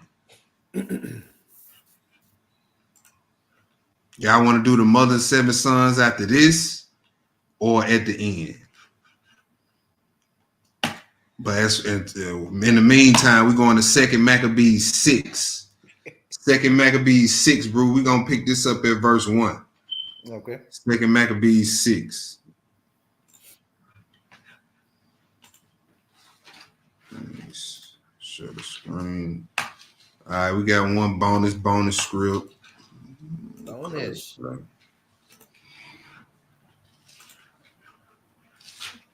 2 bonus scripts. All right, 2 Maccabees chapter 6. We're gonna pick it up at verse 1. This just show you how real it is with Israelites in this pork thing. We ain't playing around with it. All right, pick it up at verse 1, Hebrew. All right, family. So verse 1. Not long after this, the king sent an old man of Athens to compel the Jews to depart from the laws of their fathers and not to live after the laws of Elohim. And to pollute also the temple in Jerusalem, and to call it the temple of Jupiter, Olympus, and that in Gerizim and of Jupiter, the defender of strangers, as they did desire that dwelt in the place. The coming in of this mischief was sore and grievous to the people, for the temple was filled with riot and reveling by the Gentiles, who dallied with harlots and had to do with women within the circuit of the holy places. And besides that, brought in things that were not lawful. So they pretty much turned our temple into a nightclub. Yes, sir. I was just going to say, that's yeah. Yeah. Go ahead, bro. That's crazy, brother. Yep. Dying too. It look like you outnumbered on this one, Aki. Everybody saying bonus. We're gonna put that one at the end then. Go ahead, bro. Verse 5. Yeah. The altar also was filled with profane things, which the law forbiddeth. Neither was it lawful for a man to keep Sabbath days or ancient feasts, or to profess himself at all to be a Jew. I almost said something. And in the day of the king's birth, every month, they were bought by bitter constraints to eat of the sacrifices. And when the fast of Bacchus was kept, the Jews were compelled to go in possession to Bacchus carrying ivy. Moreover, they went out and decreed a decree to the neighbor cities of the heathen by the suggestion of Ptolemy against the Jews, that they should observe the same fashions and be partakers of their sacrifices. And whoso would not conform themselves to the manner of the Gentiles shall be put to death. Then might a man have seen the present misery. For there were 2 women brought who had circumcised their children, whom when they had openly led around about the city, the babes handling at their breasts, they cast them down headlong from the wall. All right, so look, hey, all the time keeping the law don't result in some good happening to you in this life. right? It's gonna be a time. We coming up on this time where us keeping the law gonna be, life threatening for us. Yes, sir. But what you value That's why I more? just read that part. By the time I saying you a Jew, you know what I'm saying? I was like, yeah, that's coming up. That's why I was like, that's definitely on the horizon. Yes, sir. Yes, sir. Go ahead, bro. Verse 11.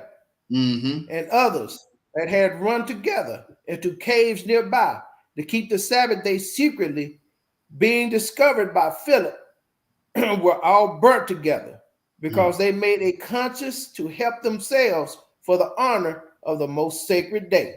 Hey, the time coming where, we ain't gonna be up on this on YouTube on Friday and Saturday nights. That's right. It's gonna be, if you know the location, you know the location. If you don't, you just don't. Yes, sir. Go ahead, Hebrew. Verse 12. Yeah. Now I beseech those that read this book that they be not discouraged for these calamities, but that they judge those punishments not to be for destruction. You see that? For a chastening of our nation. He said, look, if you tortured for keeping the law, that's not your destruction. Right. That's just your punishment for your disobedience. Yes, sir. But that's peanuts compared to what your reward gonna be. That's right, brother. All right, go ahead, Hebrew. Verse 13. Yeah. For it is a token of his great goodness when wicked doers are not suffered any long time, but forthwith punished.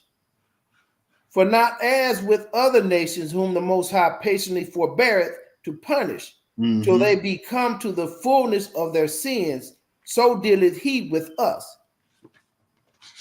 Lest that being come to the height of sin afterward, he should take vengeance of us. That's right. Yep. And therefore, he never withdraweth his mercy from us. And though he punish with adversity, yet doth he never forsake his people. Hallelujah. Hallelujah. But let this, that we had spoken, be for a warning unto us.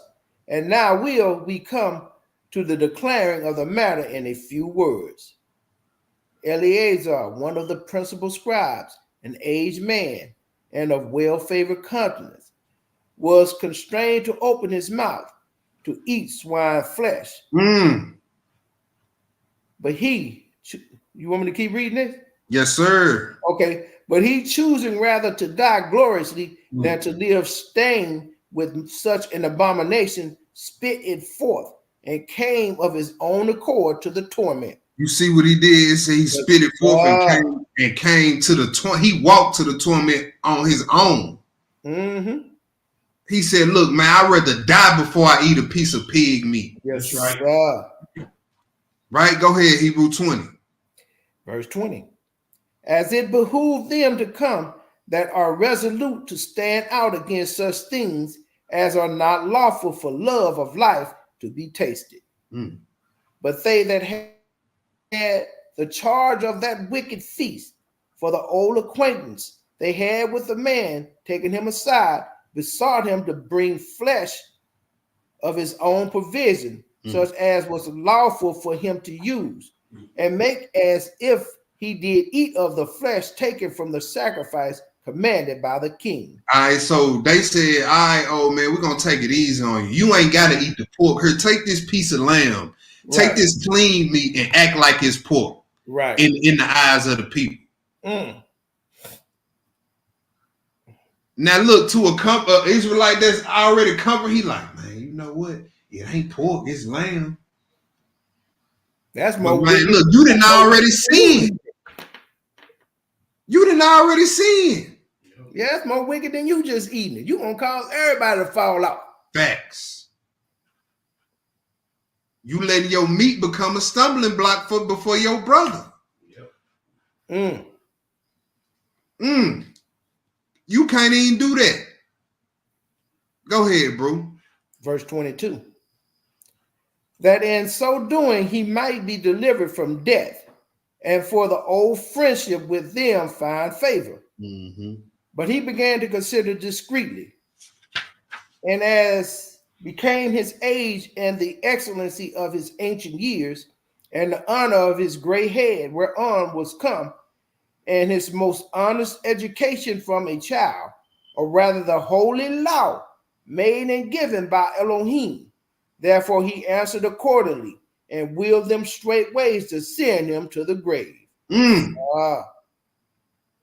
For it becometh not our age, said he, in any wise to dissemble, whereby many young persons might think that Eleazar, being 80 years old and 10, were now gone to a strange religion. He's 90 years old. Mm-hmm. And so they, through my own hypocrisy and desire to live a little time and a moment longer, should be deceived by me.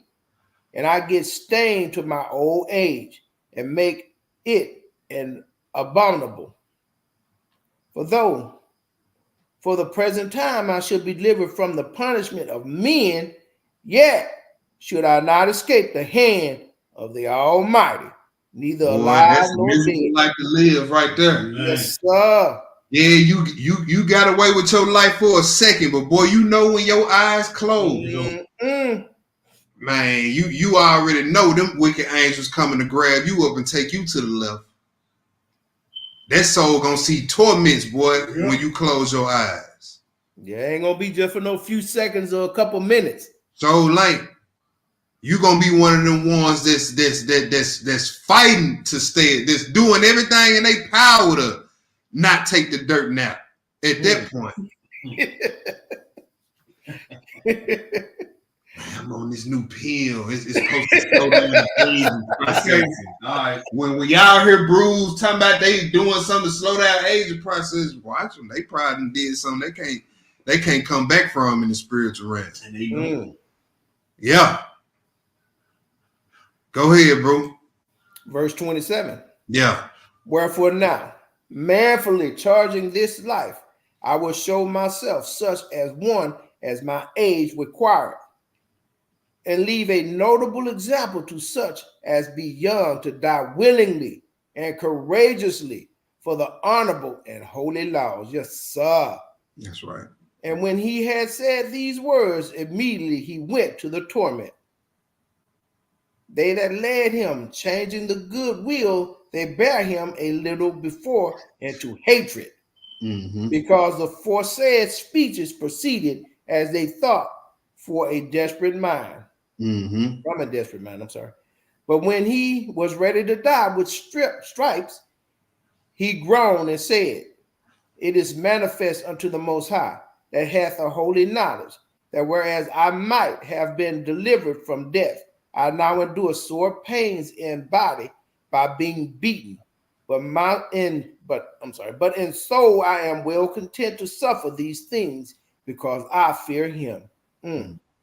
And thus this man died, leaving his death for an example of a noble courage and a memorial of virtue, not only unto young men, but unto all his nation. Yes, sir. Hallelujah. So our forefathers would have rather died than to eat something unclean. Yes, we sir. ought to adopt that same mindset, y'all. We ought to adopt that same mindset. Let's go to Matthew 15, Hebrew. Matthew 15, pick it up at verse 1. Matthew 15, verse 1. Matthew 15, verse 1. Go ahead, bro, when you get it. Matthew 15 and 1. Then came Yeshua, scribes and Pharisees, which were of Jerusalem, saying, why do thy disciples transgress the tradition of the elders? For they wash not their hands when they eat bread. All right, so now we got the context. Verse 2 tells you the context about everything else that you about to read in this chapter. It's not about taking the dietary law off the table. The Pharisees were concerned with, why do the disciples of Christ transgress their traditions, not the law, their traditions, because they didn't wash their hands before they ate. Everybody that's involved in this story right now keeps the dietary law. Yes, sir. All right, go ahead, Hebrew. Verse 3. Yeah. But he answered and said unto them, Why do you also transgress the commandments of Elohim by your tradition? For Elohim commanded, saying, honor thy father and mother, and he that curseth father or mother, let him die the death. All right, so the Pharisees had added their own stipulations to certain laws. Right? One to the dietary law was something that they added. You got to do all type of different washings. It's like when you read it, you got to wash all the way up to your elbows or some crazy mess like that. Right. That ain't in our law. That's what they added, and they was holding brothers and sisters to that. Right? Go ahead, Hebrew. Verse 4. I'm sorry, no. Verse 5. But ye say, whosoever shall say to his father or mother, it is. I'm sorry, where am I at, man? Just pick it up at verse 4. Okay. Yeah. For Elohim commanded, saying, honor thy father and mother, and he that curseth father or mother, let him die the death. But ye say, whosoever shall say to his father or his mother, it is a gift, by whatsoever thou mightest be profited by me, and honor not his father or his mother, he shall be free. Thus have ye made the commandment of Elohim of none effect by your tradition.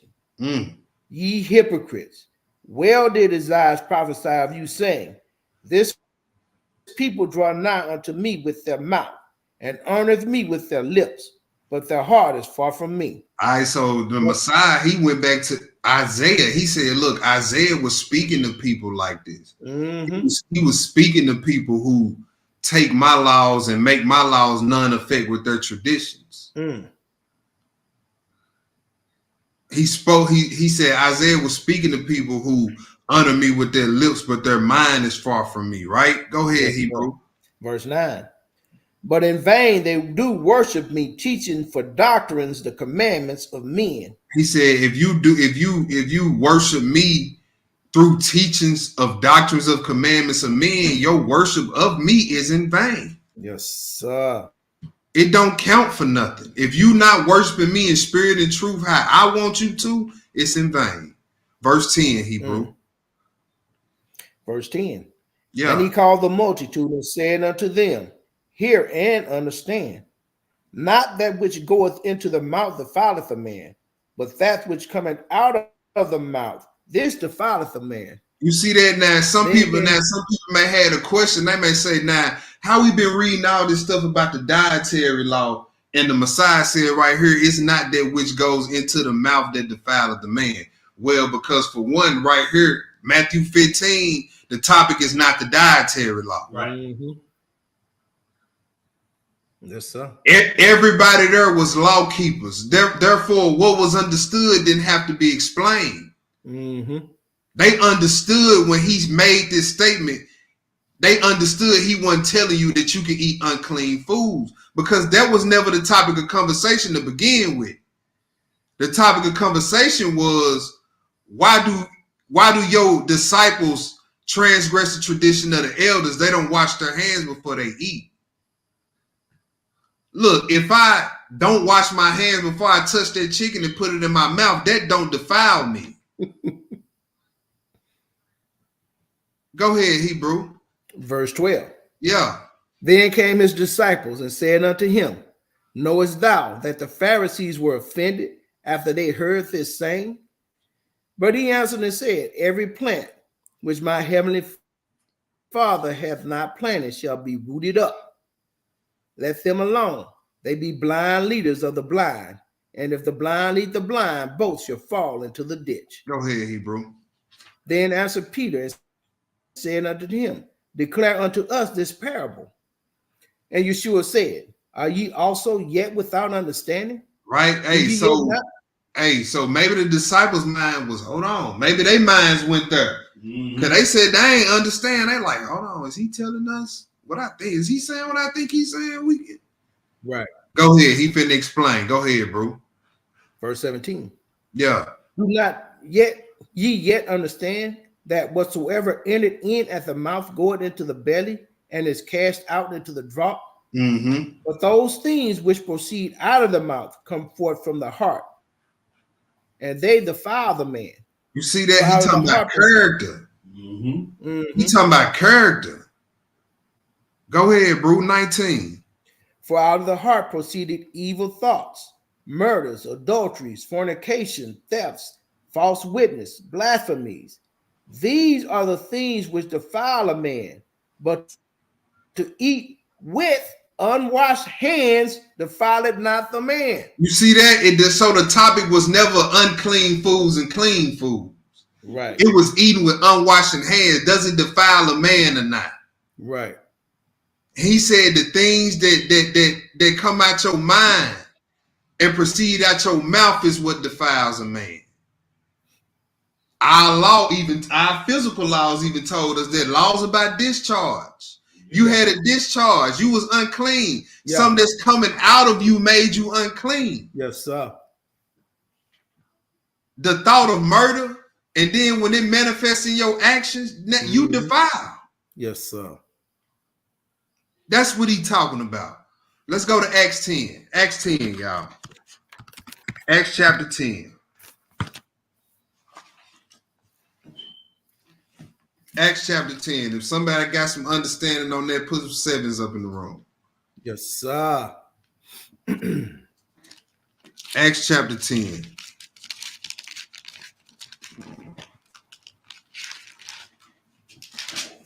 When you get it, Hebrew, go ahead. You want me to start at 1? Yeah, 1. Verse 1. Yep. All right, family. So Acts 10 and 1. Mm-hmm. There was a certain man in Caesarea called Cornelius, a centurion of the band called the Italian band, a devout man and one that feareth Elohim with all his house, which gave much alms to the people and prayed to Elohim always. He saw in a vision, evidently about the 9th hour of the day, an angel of Elohim coming into him and saying unto him, Cornelius. And when he looked on him, he was afraid and said, What is it, Lord?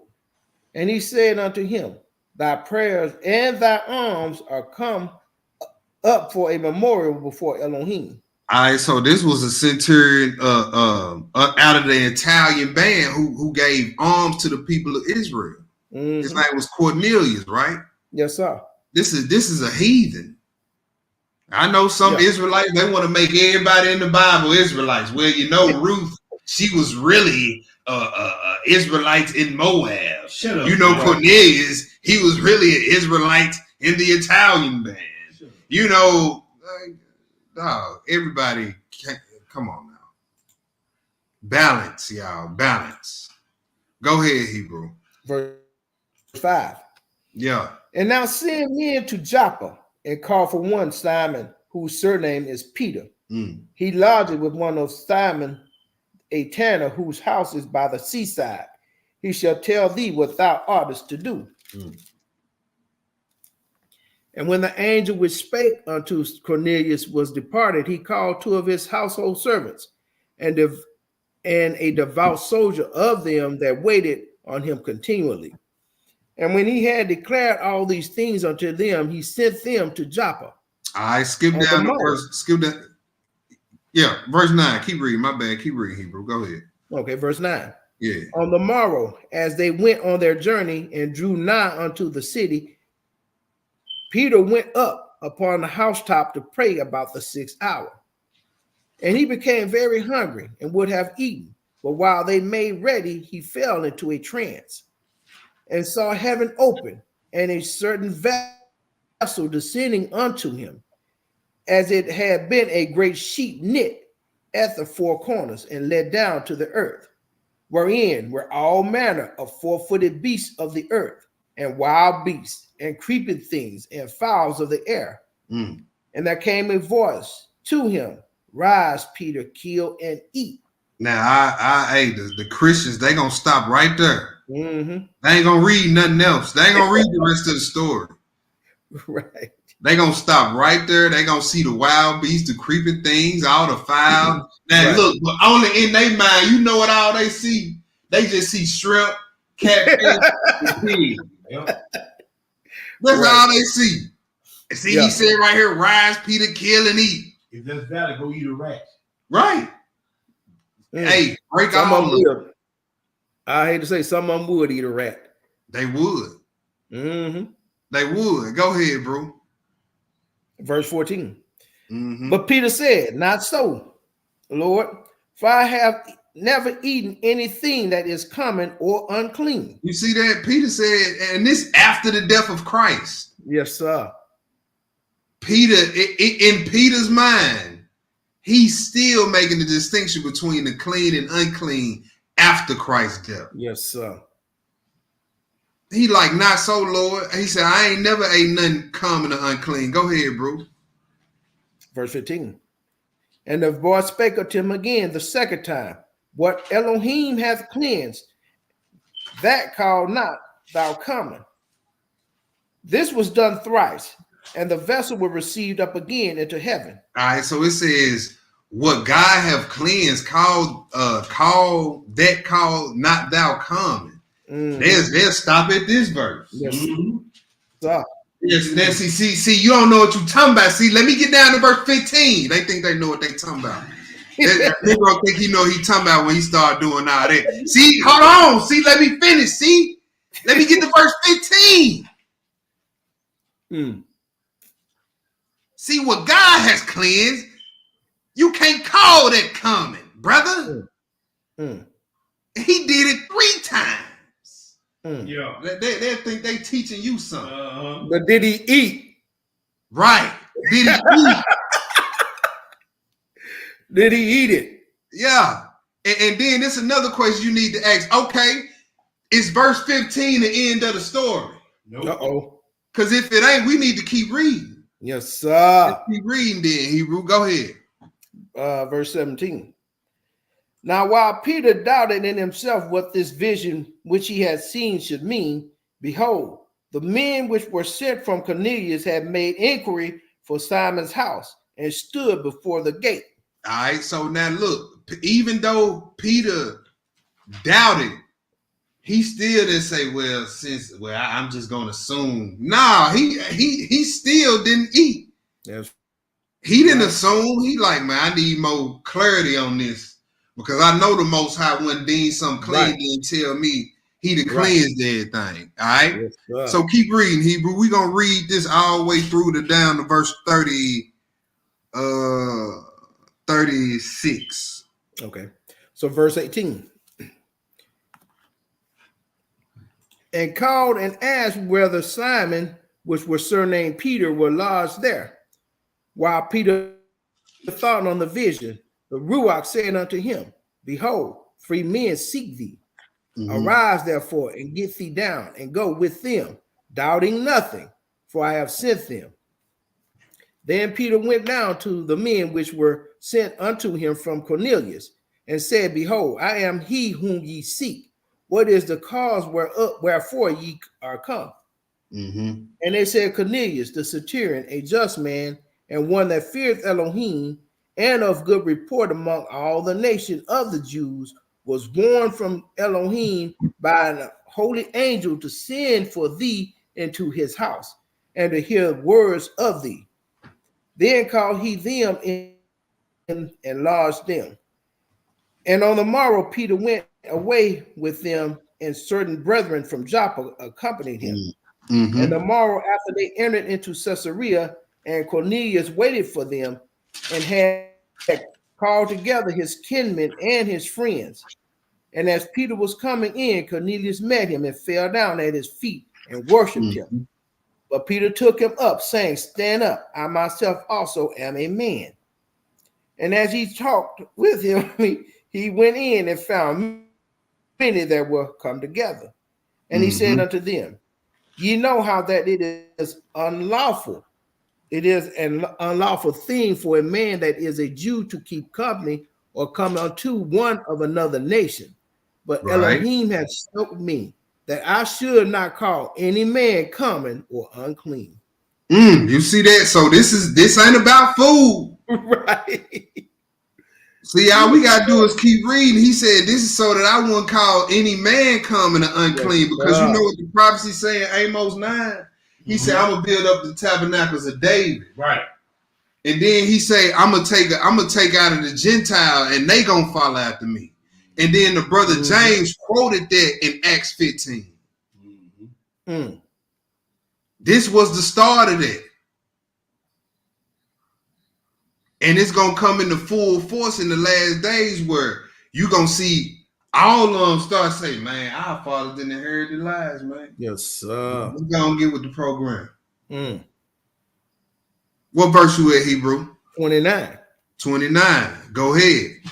Therefore came I unto you without gainsaying, as soon as I was sent for. I asked therefore, what intent ye have sent for me? And Cornelius said, 4 days ago, I was fasting until this hour. And at the 9th hour, I prayed in my house, and behold, a man stood before me in bright clothing, and said, Cornelius, thy prayer is heard, and thy alms are had in remembrance in the sight of Elohim.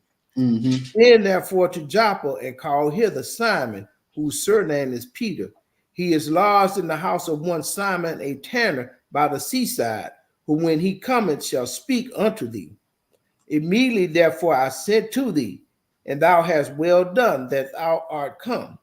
Now therefore we are all here present before Elohim to hear all things that are commanded thee of Elohim. That's right. Go ahead. Then Peter opened his mouth and said, of a truth I perceive that Elohim is no respecter of persons, but in every nation he that feareth him and worketh righteousness is accepted with him. You see that? It says, but in every nation he that feareth him and worketh righteousness is accepted with him. Yes, sir. All right. And we'll have a BTTB lesson on these topics as well, too. All right. Go ahead, Hebrew, verse 36, and we're going to drop that and go to something else. Okay. The word which Elohim sent unto the children of Israel preaching peace by Yeshua HaMashiach. He is the power of all. Hallelujah. Let's drop that. Let's go to the next spot. Now, hey, so Matthew 15 and Acts 10 is not making all meats clean. Now that we got clarity on that, let's go to Romans 7, verse 14. One verse. Romans 7 and verse 14, Hebrew. Copy that.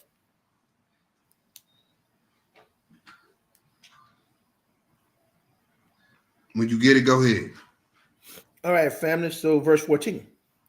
For we know that the law is spiritual. For we know that the law is spiritual. Yes, sir. Right? Even our dietary law, right? Go ahead, Hebrew. But I am carnal, sold under sin. But I am carnal, sold under sin. Let's grab this testament of Asher, chapter 1. Let's grab this testament of Asher, chapter 1. How you pull that up? I gotta look down in the corner. You see that W down in the right hand corner? It is purple thing. Yeah. You gotta share your screen though. I already got it pulled up for you. Just share your screen. Go back and share your screen. Minimize that back down. Okay. Minimize that back down. Go back to your screen, y'all. Share your screen. Then you pull it back up. You got to share whole screen. Share entire screen. Where you see that at? Oh, okay. I see it. Yeah. You double click on. All right. Now go back and pull your ash up. All right. Make sure you're sharing. There you go. It's up there. All right, y'all. Testament of Asher. We're going to pick it up at chapter 1. What page is that? 817? That's 816. Okay. All right. Let's start on 816. All right, cool. Yeah. I helped mine too, Hebrew. Pick it up at chapter 1. Let's do chapters 1 through 6. Okay. Oh, you go. Yeah. We're gonna cover all of it. Okay. All right, y'all. Testament of Asher, chapter 1. We're gonna do chapters 1 through 6. They short chapters. Go ahead, Hebrew. Okay, so verse 1. A copy of the Testament of Asher, the things he spoke to his sons in the 125th year of his life, while he was still healthy. He said to them, listen, children of Asher, to your father, and I will show you everything that is right in the sight of Elohim. Elohim has granted 2 ways to the sons of men, 2 mindsets. You see that? The 2 ways is 2 mindsets. Go ahead, bro. 2 lines of action, 2 models, 2 goals. All right, so 2 goals. You can either accomplish good or evil, righteousness or wickedness. Yes, sir. Go ahead, bro. Accordingly, everything is in pairs, the one over against the other. The two ways are good and evil. All right, so everything is in pairs. And the pairs, one is against the other one. Good and evil. Up and down. In and out. Night and day. Yes, sir. Black and white. Sin and righteousness. Yes, sir. Kingdom of heaven, a lake of fire. Everything is in pairs and one is against the other. They are opposites of the other. Choose. So you cannot have, there is never an event where both things that are against another can coexist with each other. So ain't no gray area. Ain't no gray area. You cannot be good and evil. Yeah. Right. You cannot chew the cud and have a split hoof. Mm. Right? No, you can't. You gotta chew the cud and have a split hood. I'm saying you can't chew the cud And not have a split hoof. Yeah. That's right. I know Yeah. I said it backwards. Yeah. Yeah. Yeah. I know what I meant. All right, go ahead. Appreciate that. Go ahead. Concerning them are two dispositions within our breast that choose between them. If the soul wants to follow the good way, all of its deeds are done in righteousness. Hold on, some of them. All of them. See, he says, if you want to follow the good way, all your deeds got to be righteous. Come on, bro. Mm.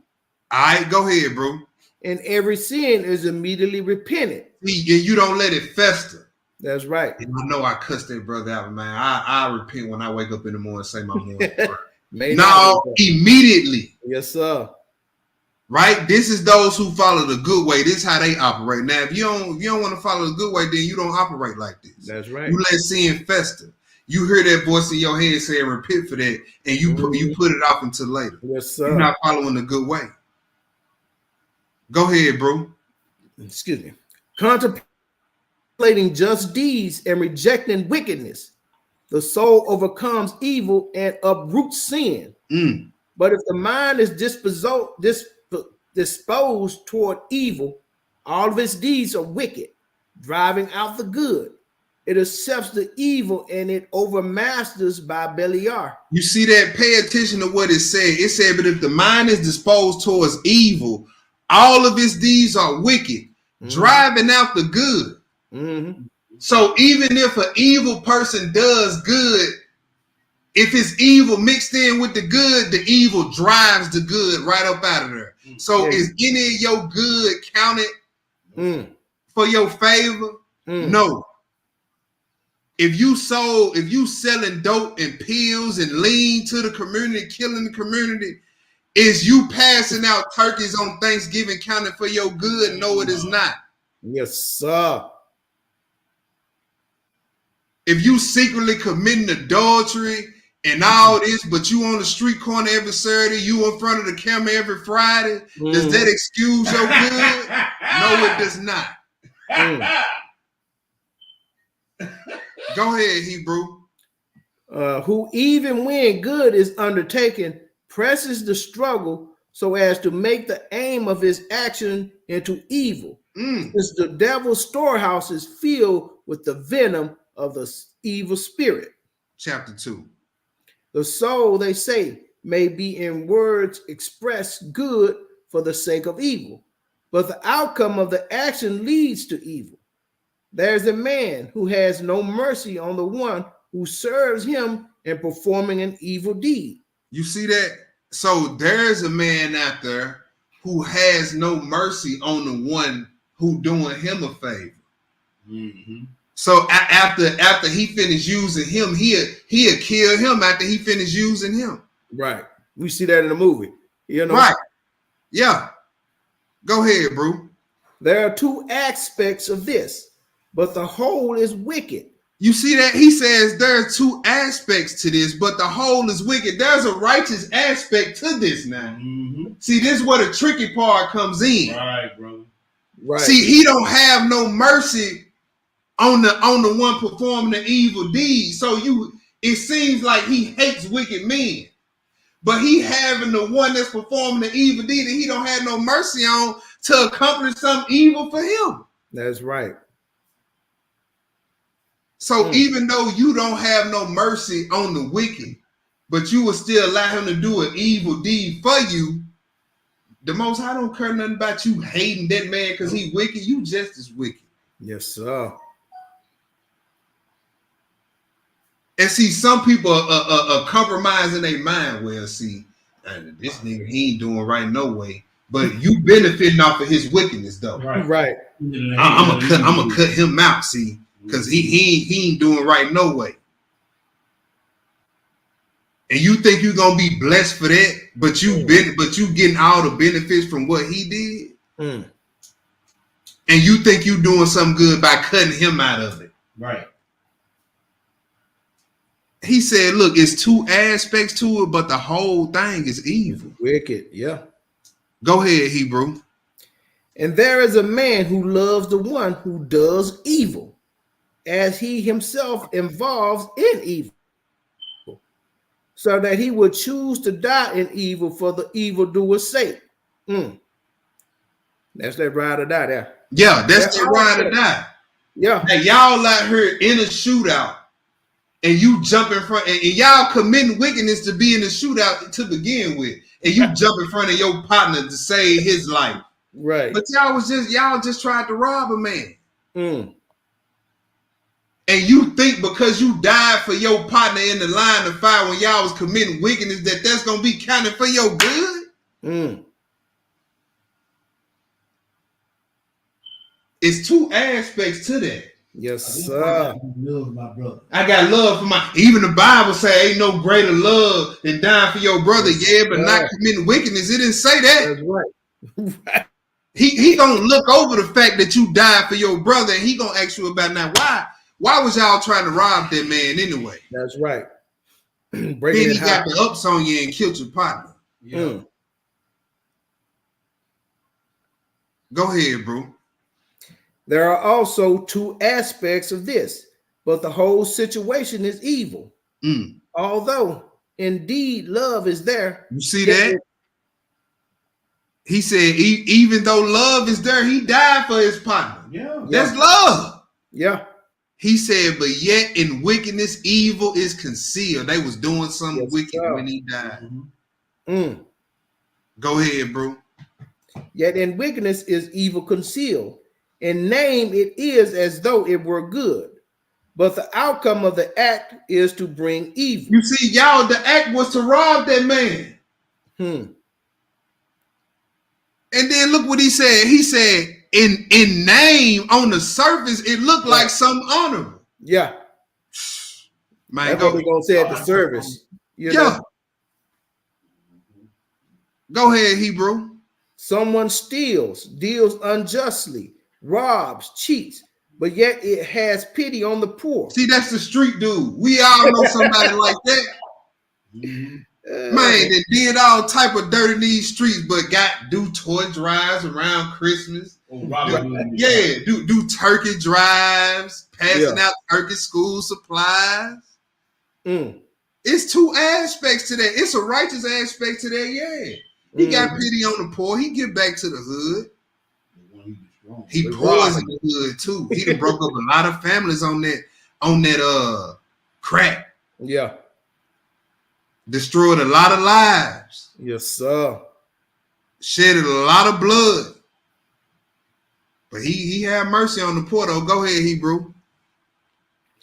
This also has two aspects, but is evil as a whole. He who cheats his neighbor provokes Elohim's wrath. Who serves falsely before the Most High, and yet has mercy on the poor, disregards the Most High, who uttereth the law, commands. He provoked him, and yet he alleviates the plight of the poor day laborer. I see this the fake brew. He righteous in front of everybody. You know, he the alms deed. He the first one at the alms deed. Right. Because the reason why he the first one at the alms deed, because he think that's gonna cover all his wickedness we don't see. See, it's two aspects to that. Yes, sir. It's a righteous one that he give to the poor, but guess what? What we read earlier, look, when you wicked, that wickedness drive out the good. Go ahead, bro. He defiles the soul and takes pride in his own body. Big Rod kills seems men. like he a righteous sinner. That's right. Go ahead, bro. Yet has pity on a few. There also has two aspects, but is evil as a whole. Someone else commits adultery and is sexually promiscuous, yet is abstinence in his eating. While So somebody who screwing out of both pants legs, but they fasting all the time. Yeah. Stop. Just go on, just keep doing what you're doing. But see, they think the fasting gonna wipe out that adultery. Yeah. Go ahead. While fasting, he is committing evil deeds. Though the power of his wealth, he ravages many. And yet, in spite of his excessive evil, he performs the commandments. This also has two aspects, but is evil as a whole. Such hairs. Hold on, bro. He says such persons are hares. Yes, sir. That's an unclean animal. Yes, Why are they sir. hares, Hebrew? Go ahead. Because although they are halfway clean, in truth they are unclean. Woo. But this is what Elohim has said on the table of the commandments. Oh, so this is the deeper truth that he was trying to give to us in Leviticus 11:6 about the hair. Right. Yes, sir. He said, don't be halfway righteous. Right. Remember the hair, it chewed the cud. But what it say, they had a split hoof. It don't have the cloven hoof. It don't have the cloven hoof. And just like you said, our hair is screwing out of both pants legs. Yeah. They hitting and quitting everything. They look cute. Mm-hmm. They look harmless. Mm-hmm. Yeah. Go ahead, bro. We might go past 3 hours tonight, y'all. We still got a lot more to go. I don't want to cut it, man. Go ahead, bro. Verse 3. Chapter 4. But you, my children, do not be two-faced like them, one good and the other evil. Rather cling only to goodness, because it is the Most High Elohim is at rest, and men aspire to it. Flee from evil tendency, destroying the devil by your good works. For those who are two-faced are not of Elohim, but they are enslaved to their evil desires, so that they might be pleasing to Beliar and persons like themselves. Hallelujah. So this is why you have to eat the animals with all the clean characteristics. Why? Because spiritually it's teaching us to not be halfway clean, to not be two-faced. That's the spiritual thing that the point that it was trying to get across to us. Hebrew chapter 4. Go ahead. Being single-minded. Go ahead, bro. For persons who are good, who are single-minded, even though they are considered by the two-faced to be sinners, are righteous before Elohim. You see that? Now look, those who are single-minded are considered to be sinners by the two-faced. Go ahead, Hebrew. This a crazy phenomenon, ain't it? Yeah. Go ahead. Yeah. Go ahead, bro. Now let's see why. Go ahead. For many who destroy the wicked perform two works, good and evil. But it is good as a whole because evil is uprooted and destroyed. Okay, go ahead. One person hates the man who thought merciful is also unjust. You see that? So, okay. So now you got a righteous brother. And he can't stand this one brother because he know he adulterer. He know he hitting everything in the class. But this brother on the same token, he real merciful. A merciful adulterous old little brother. You see that? Go ahead, Hebrew. Or who is an adulterer, even though he fasts and thus is two-faced. And this brother fasts too. He merciful, he fasts, but you know he hitting everything in the clay. Go ahead.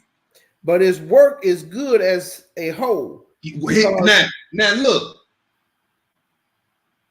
his work is good as a whole. Why? Because he can't stand that brother, because he know he in wickedness. He can't stand the wickedness. But you know, some people, they'll know that their brother merciful, and because they ain't peeped the adultery yet, they just see him being merciful, and that brother always fasting, man. You know what they'll say when they see the good brother executing judgment on their brother? Oh man, you evil. Well, you might be two-faced then, brother. The scripture right here saying that's good as a whole. Yeah. Go ahead, Hebrew.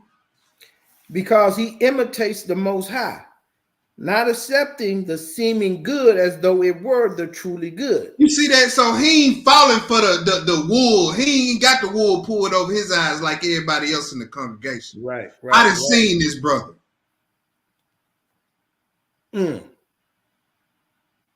He said, I'm not accepting that surface level righteousness. That's good as a whole right there. Go ahead, Hebrew. Another person does not want to see any pleasant days among the convivial, lest they disgrace the body and pollute the soul. This also has two aspects, but is good on the whole.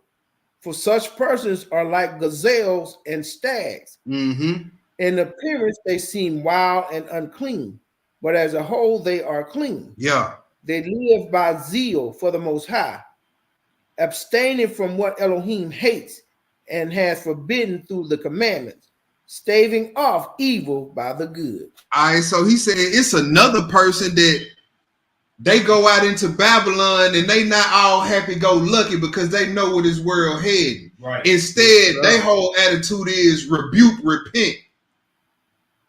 They don't care nothing about having no good times among the people in this world. Right. Now look, to the two-faced, they like, man, that nigga don't like nothing. He always condemning and judging and getting on our rear ends about something. Right. They think you the one that's messed up because you like that. Right. They say, man, to you seem like an unclean animal. He said, but hey, as a whole, they clean. You know why? It says because you hate what the Most High hate. And you stave off the evil by good, Hebrew. Let's keep reading chapter 5. Go to chapter 5. Copy that. Go to chapter 5. Y'all getting some understanding. Put some sevens up in the room. Yes, sir. That's some good eating, huh? All praises. All praises. Go ahead, bro. Chapter 5. Children, you see how in everything there are two factors, one against the other, one concealed by the other. And possessions is greed, and merriment is drunkenness, and laughter is lamentation, and marriage is dissoluteness. Death is successor to life, dishonor to glory, night to day, darkness to light. And in all these things lead ultimately to day. Righteous action to life, unjust action to death. Since eternal life life wards of death. One cannot say truth is a lie, nor a righteous act is unjust, because all truth is subject ultimately to the light, just as all things are subject ultimately to Elohim. Right. I have demonstrated all these things in my life, and have not stayed from the Most High's truth. I have searched out the commandments of the Most High and lived them according to all my strength. Yes, sir. Chapter 6. You also, my children, give attention to the Most High's command, pursuing the truth with singleness of mind. That's what we should have got from our dietary law. Singleness of mind. Follow the good only. Yes, sir. Not mix the evil with good, because if we mix the evil with good, y'all, the good is driven out by the evil. That's and the whole thing is, even though it's two aspects to it, the whole thing is considered evil. That's what our dietary law was trying to teach us by saying, look, these are the animals you consume with the part hoof, the cloven foot, and chew the cud. All right, go ahead, Hebrew. The two-faced are doubly punished because they both practice evil and approve of others who practice it. They imitate the spirits of error and join in the struggle against mankind. You, therefore, my children, keep the law of the Most High. Do not pay attention to the evil as to good, but have regard for what is really good and keep it thoroughly in all the Most High's commandments, taking in it as your way of life and finding rest in it. For the ultimate end of human beings displays this righteousness, since they are made known of the angels of the Most High and of Beliar, who when the evil souls depart, it is harassed by the evil spirit, which is served through its desire and evil works. But if anyone is peaceful with joy, he comes to know the angel of peace and enters eternal life. Yes. All right, let's drop that, Hebrew. Let's go to something else. Let's go to something else. Let me pull it up. We finna go to the letter of Aristides.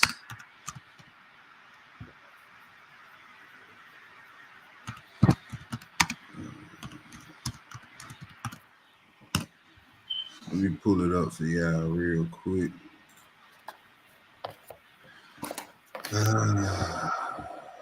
Hebrew, I'm gonna read this from my screen, all right? Because I ain't. Well, you know what? This it is in the pseudepigraph. I'm tripping. Yeah, it's in volume. Yeah. It's in the volume 2, ain't it? Yep, volume 2. Volume 2, y'all. Letter of Aristides. It's in the pseudepigraph for volume 2. We're gonna read like 30 of these verses. Gonna read 30 of these verses. And just a little background, the letter of Aristides, it is telling you the story on how the scriptures was translated into the Greek, or how the Septuagint came about, actually. All right, so this brother give out some real good information around. We're gonna pick it up around verse 141, Hebrew, and we're gonna read through 171. All right, 141. Yup. And hold on, let me pull it up. See if I can pull it up on the internet. If I can't, then yeah, I just had to read. What, letter Richie? Yeah. You want to volume 2? You said it's volume 2, right? Yeah. Minimize the whole screen. Minimize this whole screen. Minimize it. This too. Yeah. You see those pseudos up there? Okay. Page 22. Page 22. I'm already pulled up. Ooh. You see volume 2? Which one's lit up already? I believe this. Okay. This is this the other one. Right. Well, click on the one right above the blue. I don't know which one you clicked on. Okay. Type in the page number up there. You see what the page number is? Yeah. What page you say, Hebrew? 20 what? 22. Okay. Yeah. All right. Make sure you still sharing. I don't think you're sharing right now. Nah, I'm finna get it back. Hold on. Damn, where the page go? Hold on. What is it? Safari? Nah, I'm tripping. No. Chrome. It's down where the W's at. Okay, yeah. That purple W. Yeah, I see it. I'm finna share. I just had to get my. Hold on, y'all. Let me get it together over here. Yes, sir. Take your time, man. All right. Hey, hold that book up to the camera for that one sister. She said she ain't got them books. Show Okay. the color of them books. All right. Let me stop the screen real quick. Since this is the Old Testament pseudepigraph for volume 2, this how it look. This how it look right here. Volume 2 got the little blue letters on it. All right. She can get, you can get them on Amazon, sis. Yeah, you can get them on Amazon. And then this is volume 1. They got the purple letters on it. They got the purple letters on it. You can order them off Amazon with 30, 40 bucks. Yep, 30, 40 bucks. All right, now let me share the screen again so we can go and get into this, Hebrew. Like we're gonna do 141 through 171. Okay. All right. You want me to start at that such concerns? Yeah. Okay. Yeah. Go ahead. All right. So such concerns are of no account among the people of our race, but throughout the whole of their lives, their main objective is concerned with the sovereignty of Elohim. So to prevent our being perverted by contact with others or by mixing with bad influences, he hedges us on all sides with strict observances.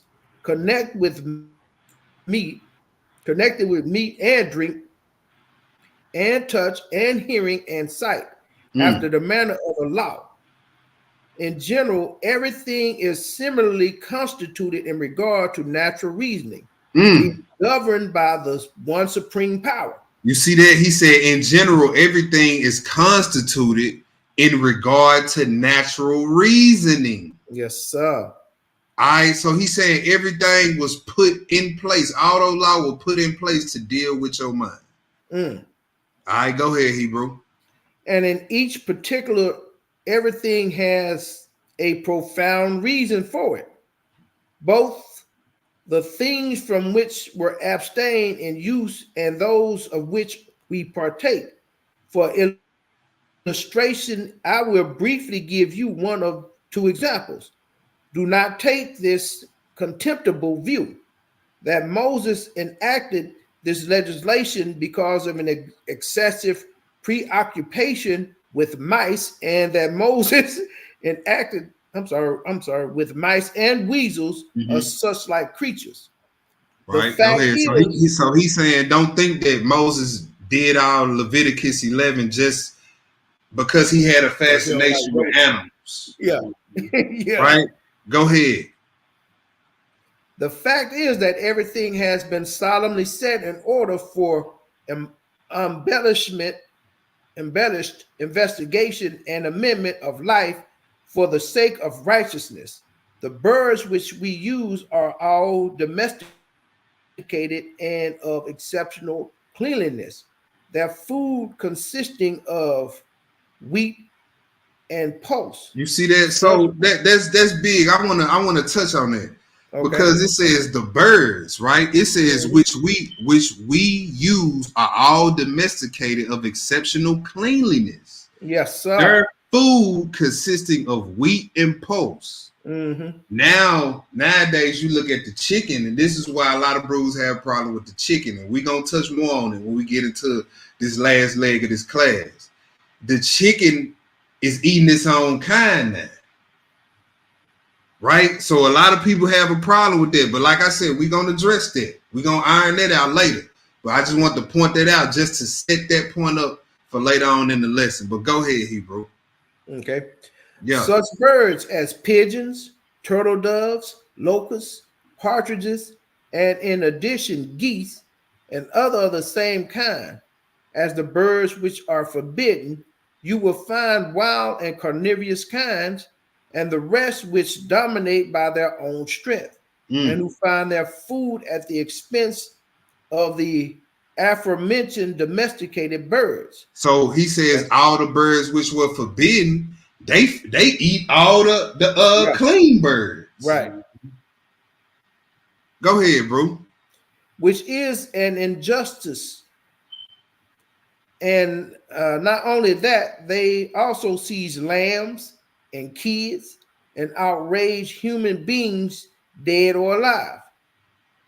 By calling them impure, he has thereby indicated that it is the solemn binding duty of those for whom the legislation has been established to practice righteousness and do not lord it over anyone in reliance upon their own strength, nor to deprive him of anything, but to govern their lives righteously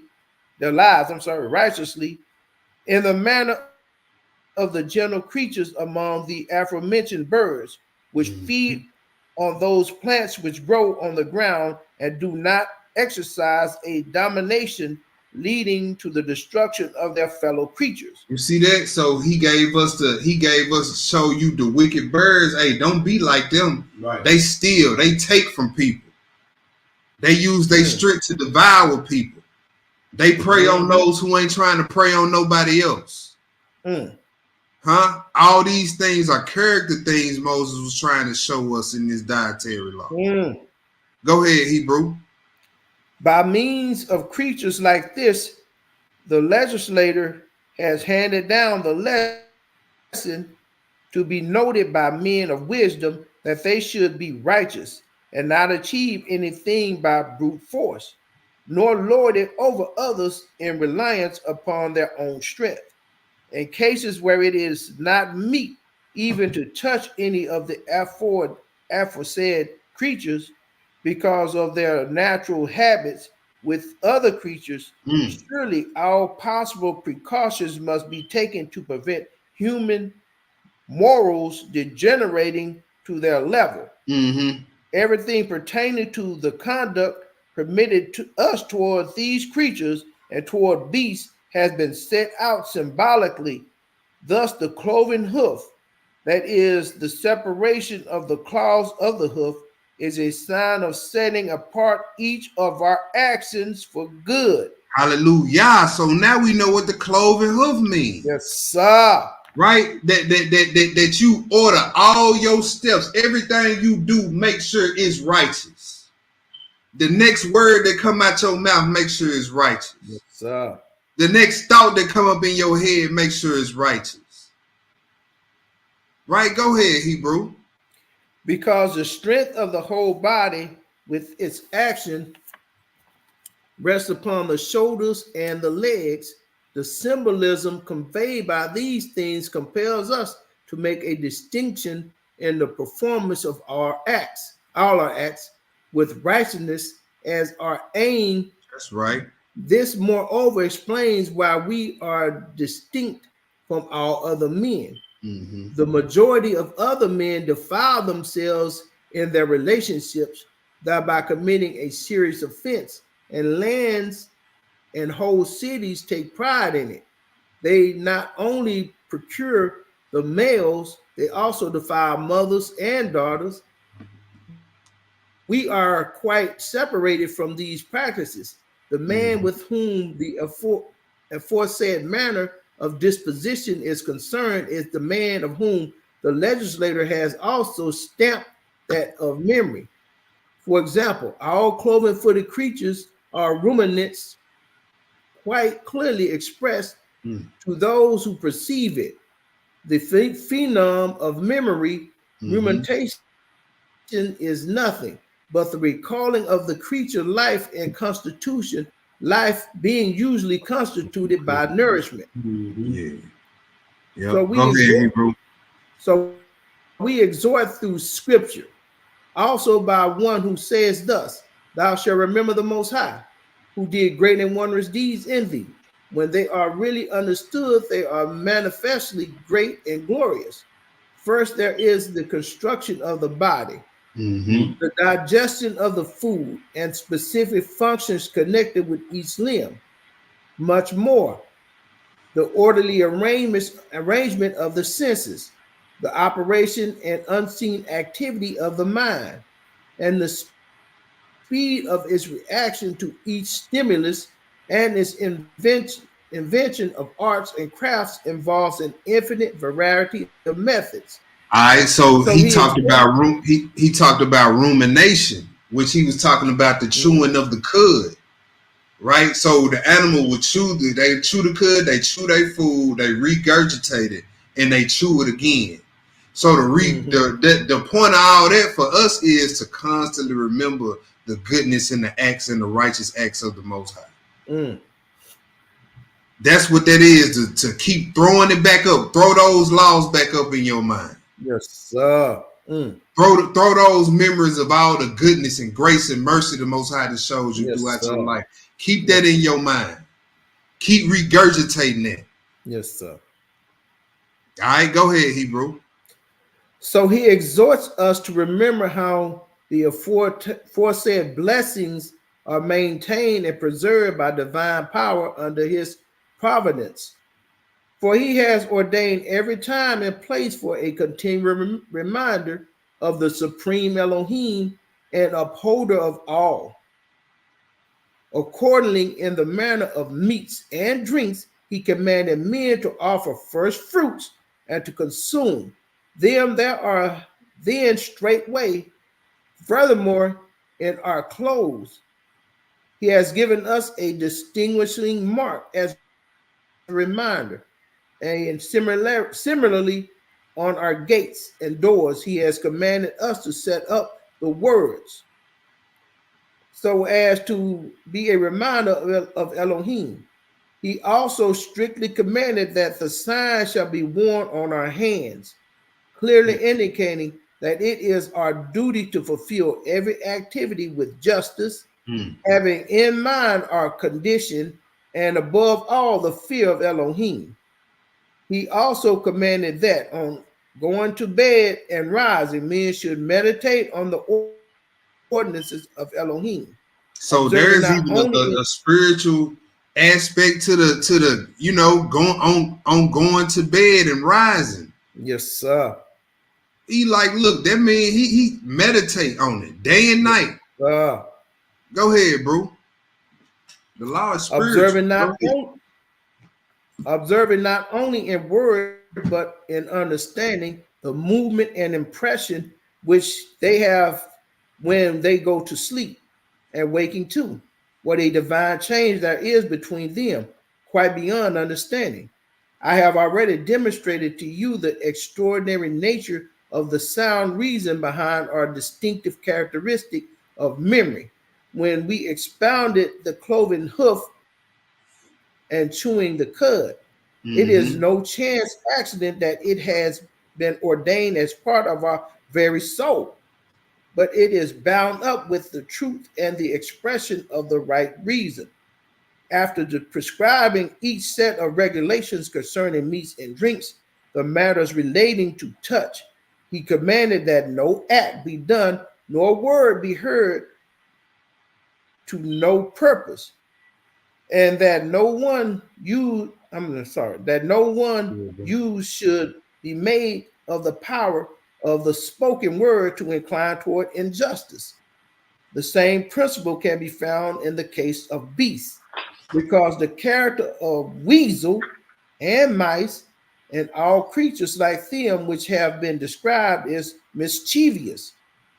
Mice pollute and defile everything, not only for their own nourishment, but also to the intent of rendering absolutely useless for human beings everything which comes. You see that it says, so mice, they pollute and defile everything for their own benefit and nourishment. So a person who got a mouse mindset, they don't care who they hurt to get what they need to get.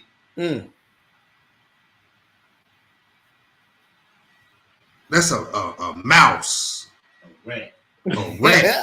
They used to call some of them rats back in the day. You know what I'm saying? Yeah. See, nowadays we think a snitch is a rat. But we live by the scriptures. What the scriptures call a rat, man. A rat is somebody, man, who will hurt anybody, anything, just to better themselves. Yeah, that's a rat to us. Go ahead. But also to the extent of rendering absolutely useless for human beings everything which comes their way to defile. The species of weasel is unique. Apart from the aforementioned characteristic, it has nothing polluting feature. That of conceiving through its ears and producing its young through its mouth. Dang.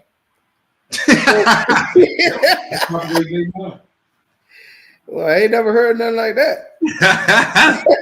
Are you a weasel? You got an unclean mouth? You have unlawful sexual relations? You know what I'm saying? Yeah. Unlawful unions, having unlawful unions and all that. Go ahead, bro. So for this reason, any similar feature in men is unclean. Men who hear anything and give physical expression to it by word of mouth, thus embroiling other people is evil. In evil, commit no ordinary act of uncleanness. Hey, so look, for now on, we ain't even calling tailbearers no more. We finna start calling them weasels. People who act like rats, let's start calling them that. Yes, sir. When you run across somebody who ain't got no discretion, they a pig. Go ahead, bro. And are themselves completely defiled with the taint of impiety. Your king's action is removing such people. For so we are informed is amply justified. I said you refer to informers, I suppose, for he systematically imposes upon them punishment and painful death. Indeed, I do refer to them. He replied, being on the lookout to murder men is unholy. Allah forbids harming anyone in thought or in deed. I have therefore given a brief resume of these matters, indicating further to you that all the regulations have been made with righteousness in mind. That's right. And no ordinance have been made in scripture without purpose or fancifully, but to the intent that though the whole of our lives we may also practice justice to all mankind in our acts, remembering the all-sovereign Elohim in matter of meats, the unclean reptiles, the beasts, the whole underlying rationale is directed toward righteousness and righteous human relationships. In my view, he habitually made out a good case for each separate category. For example, in the case of victims of offered calves, rams, and goats, he stated that it was our duty to take them from our herds and flocks, thus sacrificing domestic animals, but not the wild one, to prevent those who offer sacrifices being conscious in themselves of any excess, seeing that they follow the symbol of their legislator. Right? We're gonna drop that right there. He says, seeing that they follow the symbol of their legislator, not only look at what he physically wrote down, but what they symbolically mean, spiritually mean. Yes, sir. He said Moses wanted you to see that too. All right, so let's drop that. Let's go to the next spot, Hebrew. Let's go to the next spot. Matthew 7:6. Matthew 7:6. Let's pick up the pace a little bit, Aki. We're finna pick up the pace. Matthew 7:6. If y'all understood that letter of Aristes, put some sevens up in the room. If you understand the spiritual aspects of the dietary law, now put some sevens up in the room. If you understand that it's deeper than just staying away from pork and shrimp and crab legs, put some sevens up in the room. If you understand the unclean animals reflect everything we not supposed to be in character, put sevens in the room. All right, look like people can understand the Hebrew. Let's go further. Matthew 7:6. When you get it, Hebrew, go ahead. Okay, verse 6.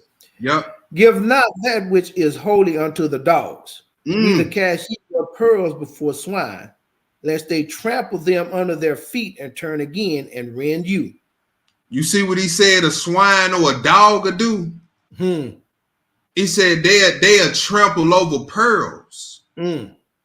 So here's the Messiah. He's saying, look, don't get these spiritual jewels from these scriptures to people who are dogs or swine, people who have no discretion. None. Eat off any table or eat anything. Yeah. Then turn and rend you. Let's go to Proverbs 23:9, Hebrew. God. Proverbs 23:9. This what it's saying right here. When you get it, go ahead, bro. Ooh, people still putting sevens in the room. Oh, Hallelujah. Yeah. Proverbs 23:9, family. Yeah. Speak not in the ears of a fool, for he will despise the wisdom of thy words. You see that? That's what that Matthew 7:6 saying. Don't speak in the ears of a fool. So, in other words, a dog or a swine in spirit is a fool. Let's go to the next part. Proverbs 11:12. This finna put it plain.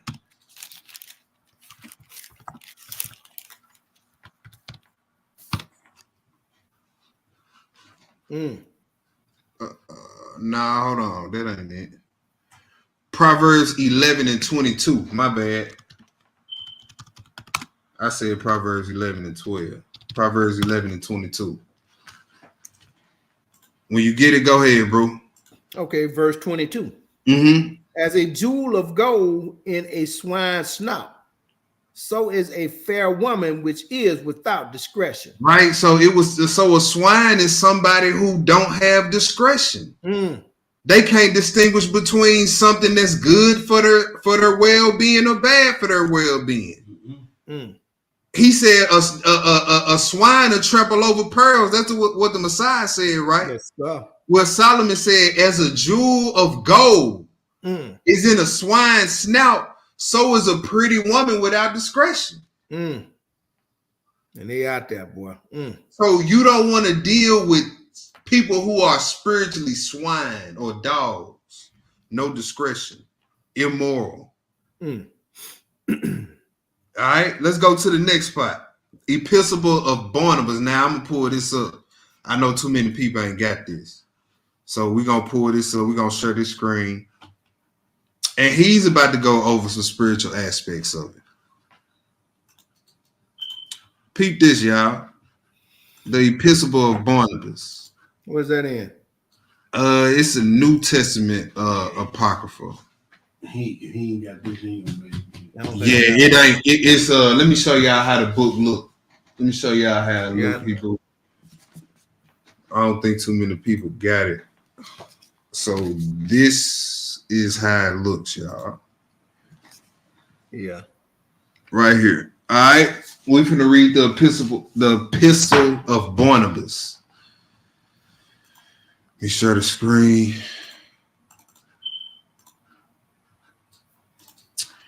All right, we're going to do chapter 10, verses 1 through 12.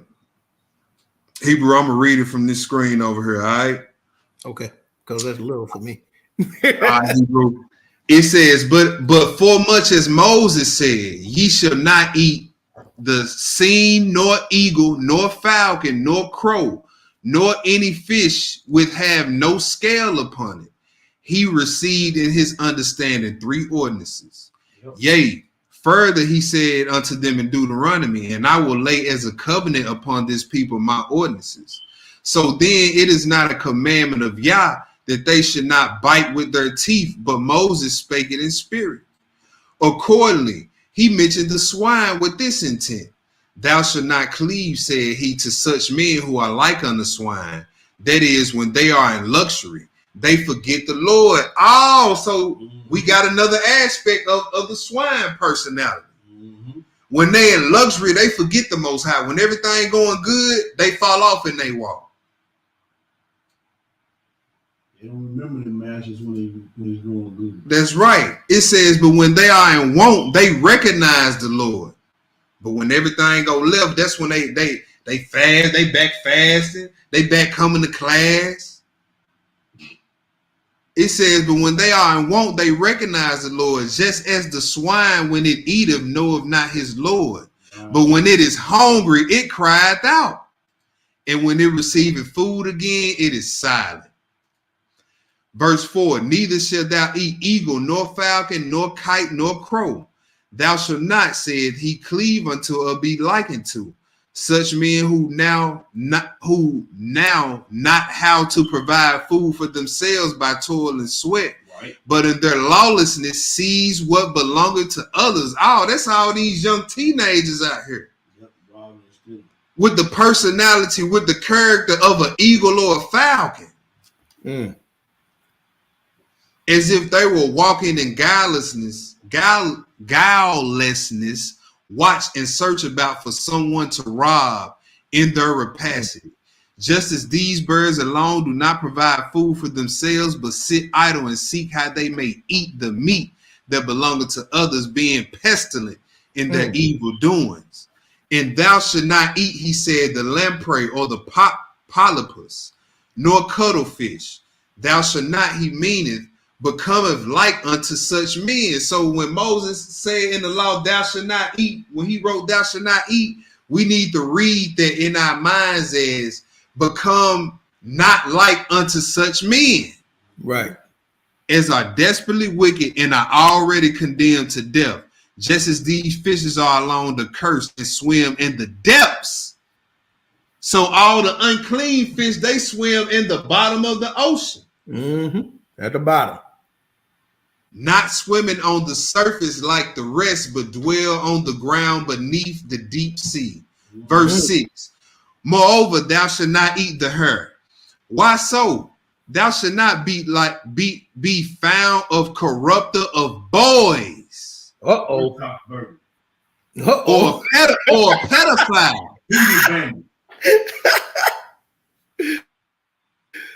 You see, nor shalt thou become like such persons, for the hare gaineth one passage in the body every year. Going out both hands.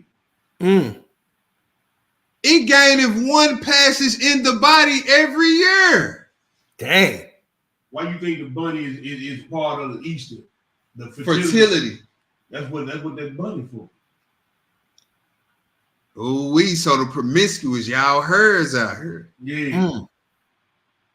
It says, for according to the number of years it lives, it has just so many orifices. Man, that's crazy. Again, neither shalt thou eat the hyena.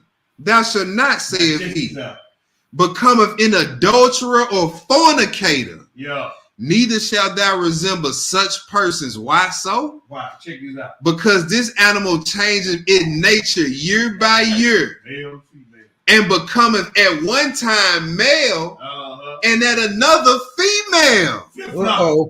Oh, alphabet boy. Flip-flopper. Verse 8.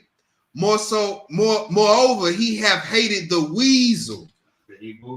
Also, and with good reason. Thou shalt not, he said.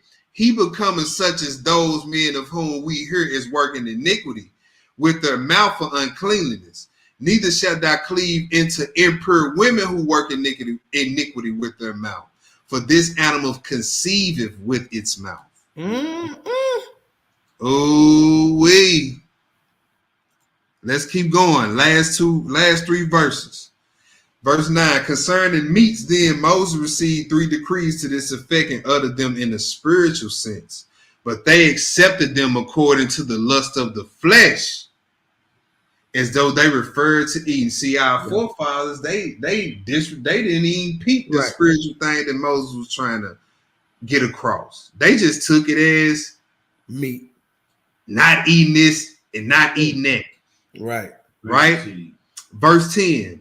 And David also received knowledge of the same 3 decrees and says, blessed is the man who have not gone in the counsel of the ungodly, even as the fishes go into the darkness, into the depths, and have not stood in the path of sinners, just as they who pretend to fear the Lord sin like swine, and have not sat on the seat of destroyers as the birds that are seated for prey. Ye have now complete the lesson concerning eating.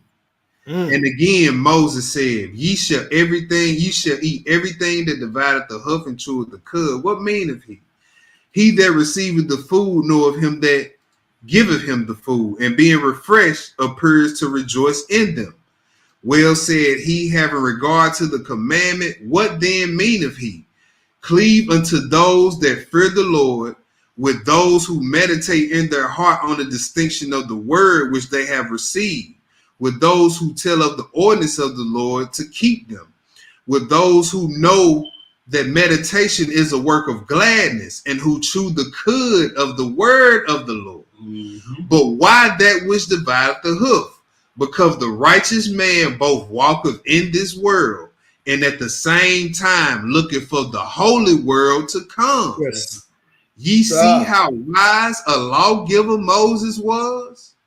But when should they receive or understand these things? Howbeit, we have justly perceived the commandments tell them as the Lord will. To this end, he circumcised our ears and hearts that we may understand these things. Hallelujah. Hallelujah. Let's go to the next spot. Now, let's deal with hallelujah. Now, let's deal with the last leg of this thing, y'all. Dealing with the dietary law in captivity.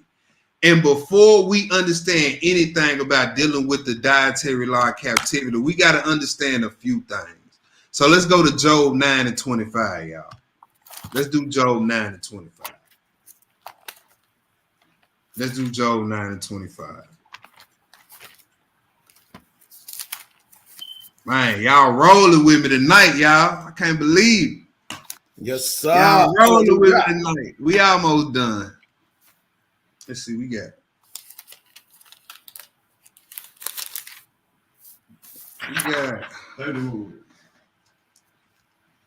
I can. We might have to cut some of this, y'all. About 2 on. I'm sorry. We might have to cut that mother of 7 sons in Romans 14. We might have to cut those. I'm sorry, y'all. I'm sorry. All right. Is that what I want?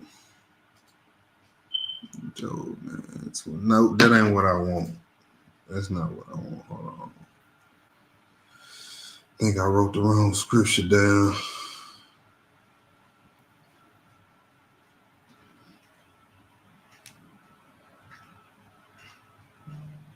Job 9 and 24. I'm sorry. Okay, yeah, Job 9 and 24. This is what we need to understand first and foremost. All right. Sister Francesca, I'm gonna have to, sis. This man, it's gonna be by 11 o'clock. I ain't gonna hold you. Look at your code. All right, go ahead, bro. Job 9 and 24. 9 and 24. Yep. The earth is given into the hand of the wicked. We got to understand this first and foremost. Let's understand that first and foremost, y'all. The earth is given into the hand of the wicked. It is. It is. Yeah. Revelation says the same thing. It becomes the whole of every unclean bird. That's right. And And Revelation 11, this was in there, but we just gonna talk about it. Revelation 11 said Christ gonna come back and destroy those who destroyed the earth. That's the precept to this right here, right? So let's go to 1 Timothy chapter 4 next, Hebrew. Let's look at that. And this is very important, especially when it comes to the chicken and the turkey, right? This is very important right here. We must understand this.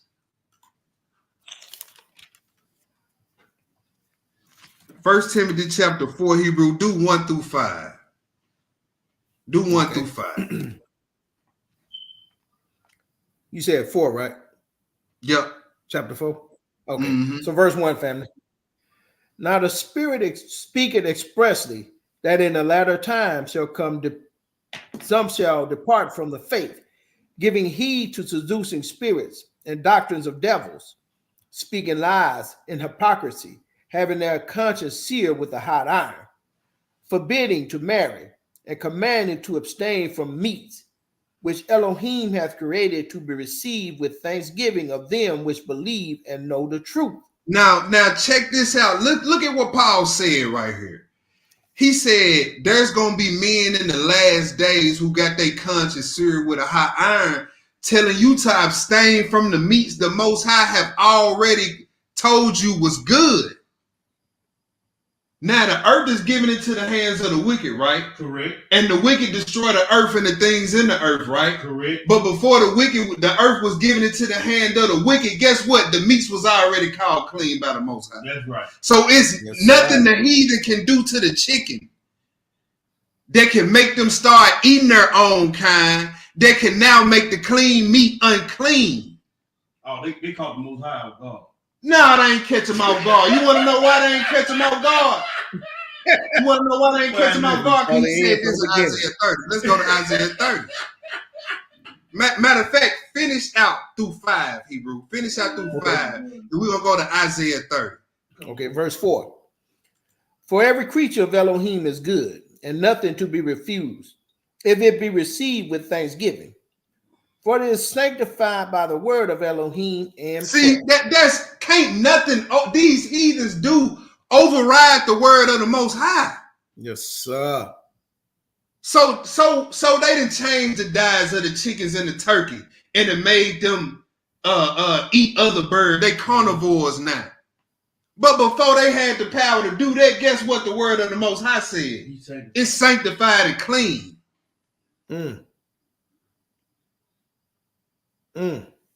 Yes. Right? Let's go to Isaiah 30, Hebrew.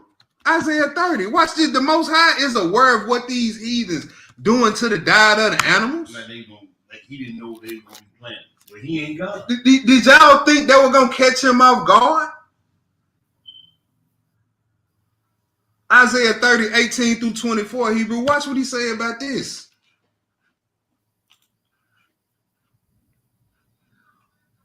Now look, if you still want to fuss with me about the chicken and the turkey after that, you're going to be fussing with yourself.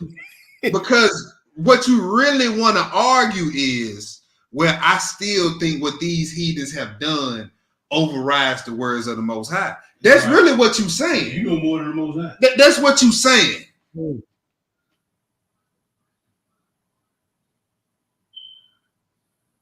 Yeah. Well, brother, it's unclean. They carnivores now, brother. So do that override what he called it good for food? No. You don't. And if you think it do, just give me the scripture. Show me how. All right, let's go though. Let's keep going. Where we at? Isaiah 30, 18 through 24, Hebrew. Watch this. Verse 18. Yeah. And therefore will the Most High wait, that he may be gracious unto you. And therefore will he be exalted, that he may have mercy upon you. For the Most High is a is a power of judgment. Blessed are all they that wait for him. For the people shall dwell in Zion at Jerusalem. Thou shalt weep no more. He will be very gracious unto thee at the voice of thy cry. When he shall hear it, he will answer thee. And though the Most High give you the bread of adversity and the water of affliction, yet shall not thy teachers be removed into a corner anymore. But thy eyes shall see thy teachers, and thine ears shall hear the words behind thee, saying, this is the way, walk ye in it. When ye turn to the right hand, and when you turn to the left, you shall defile also the covering of thy graven images of silver, and the ornament of thy molten image of gold. Thou shalt cast them away as a mistress cloth. Thou shalt say unto it, get thee hence. Then shall he give the rain of thy seed, and thou shalt sow the ground withal, and the bread of the increase of the earth, and it shall be fat and plenteous. In that day shall thy cattle feed in large pastures. The oxen likewise, and the young asses that ear the ground shall eat clean provender. Hold on.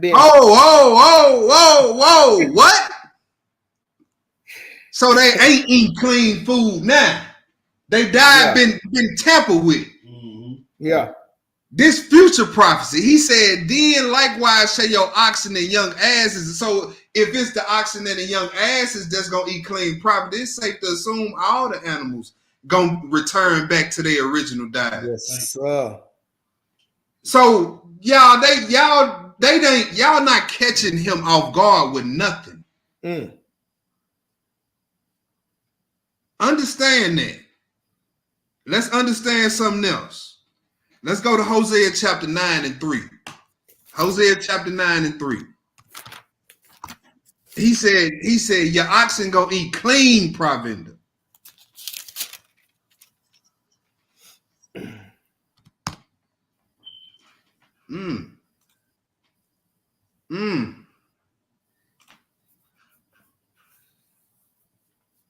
This to the northern kingdom, right? Go ahead, Hebrew. Hosea 9:3. Watch this. Verse 3. He told this to the northern kingdom. Go ahead. They shall not dwell in the Most High's land, but Ephraim shall return to Egypt, and they shall eat unclean things in Assyria. And they shall eat unclean things in Assyria. He told that to the northern kingdom, right? He told the same thing to the southern kingdom. That's us. That's us over here in this land, right? Let's go to Ezekiel. Ezekiel, what's that, 4? Ezekiel chapter 4. Let's pick this up at verse 6. They finna go into captivity, and he telling them what life in captivity is about to be like.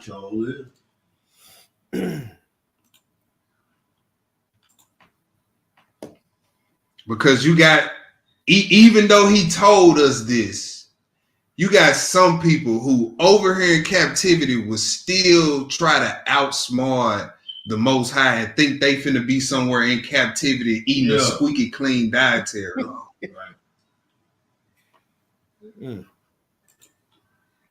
Right, Hebrew. Pick it up at verse 6. Read 6 through 14. Watch this. Copy that. Verse 6. And when thou hast accomplished them, lie again on the right side, when thou shalt bear the iniquity of the house of Judah 40 days. I have appointed thee each day for a year. Therefore, thou shalt set thy face toward the siege of Jerusalem, and thy arm shall be uncovered, and thou shalt prophesy against it. And behold, I will lay bands upon thee, and thou shalt not turn thee from one side to another, till thou hast ended the days of thy siege. Take thou also unto thee wheat and barley and beans and lentils and millet and fitches, and put them in one vessel, and make thee bread thereof, according to the number of the days that thou shalt lie upon thy side. 390 days shalt thou eat thereof. And thy meat which thou shalt eat shall be by weight 20 shekels a day. From time to time shalt thou eat it. Thou shalt drink also water by measure, the 6th part of a hin. From time to time shalt thou drink. So he letting you know you finna go into captivity. You ain't finna be in charge of your food no more and how it's distributed. He said you gonna get your meat by weight. That's how we buy our food, our meat now, don't it? On the package, it got the weight on it. Sir. Pay cents a pound for it. Cents a pound for it. Don't we buy our water by measure? Yep. Yes, look at this.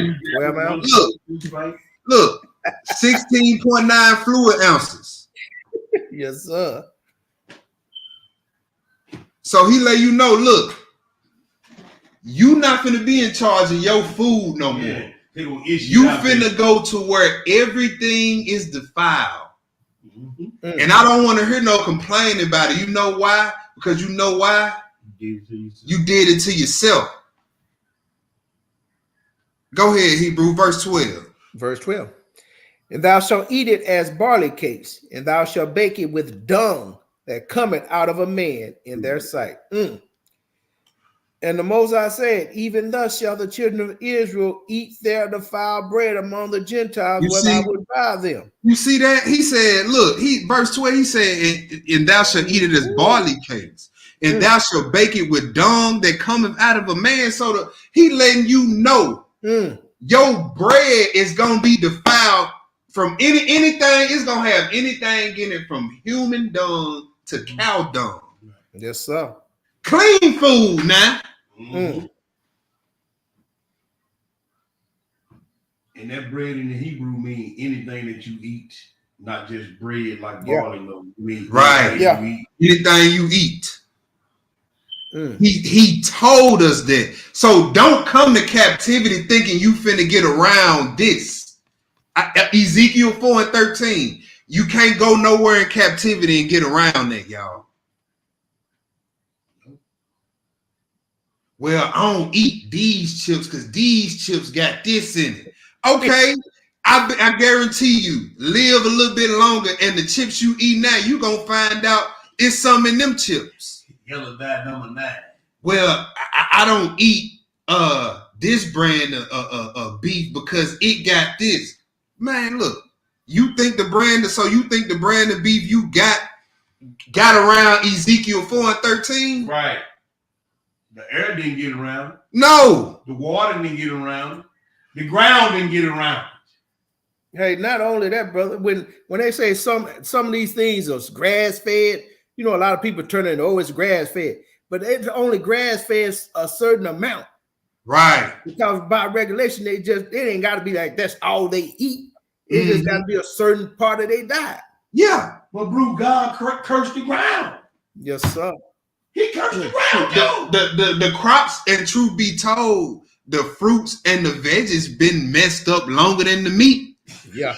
They've been tapping with that for years. So Hey, it's been messed up since Genesis 1. He cursed the ground. I mean, you know, let's keep going though, Hebrew. Let's keep going. So don't think you finna go nowhere in your captivity and get around this, y'all. Why you gotta be all things you do? That's what I'm saying. Like, you not finna go to no store and find, oh, this the absolutely 100% Free range. No, like, stop. Free range. Just stop. This is a part of your punishment. You gotta walk this out. Come on, bro. So it ain't nowhere you're gonna be able to go to get away from this. Well, y'all, we got a clean snack food list. Ain't no such thing. Here in captivity, you calling the Most High a lie then. Uh-oh. Stop it. Let's go to 1 Corinthians 10, Hebrew. You didn't want the 14? Yeah, read 14. I'm sorry. Go ahead. 14 and 15. Okay. Yep. 14, family. Then said I, Most High power, behold, my soul has not been polluted. For from my youth up, even until now, have I not eaten of that which dieth of itself, or is torn in pieces, neither came there abominable flesh in my mouth. Then he said unto me, Lo, I have given thee cow's dung for man's dung, and thou shalt prepare thy bread therewith. You see that? He said, so it's still going to be unpleasant things in your food. When you get through talking Ezekiel, I understand that. But y'all got to walk this out. You see that? Look, Ezekiel said what he said. The Most High said, okay, when you get through talking, right, it's still going to be stuff in your food that you don't want in it there when you get to captivity. Deal with it.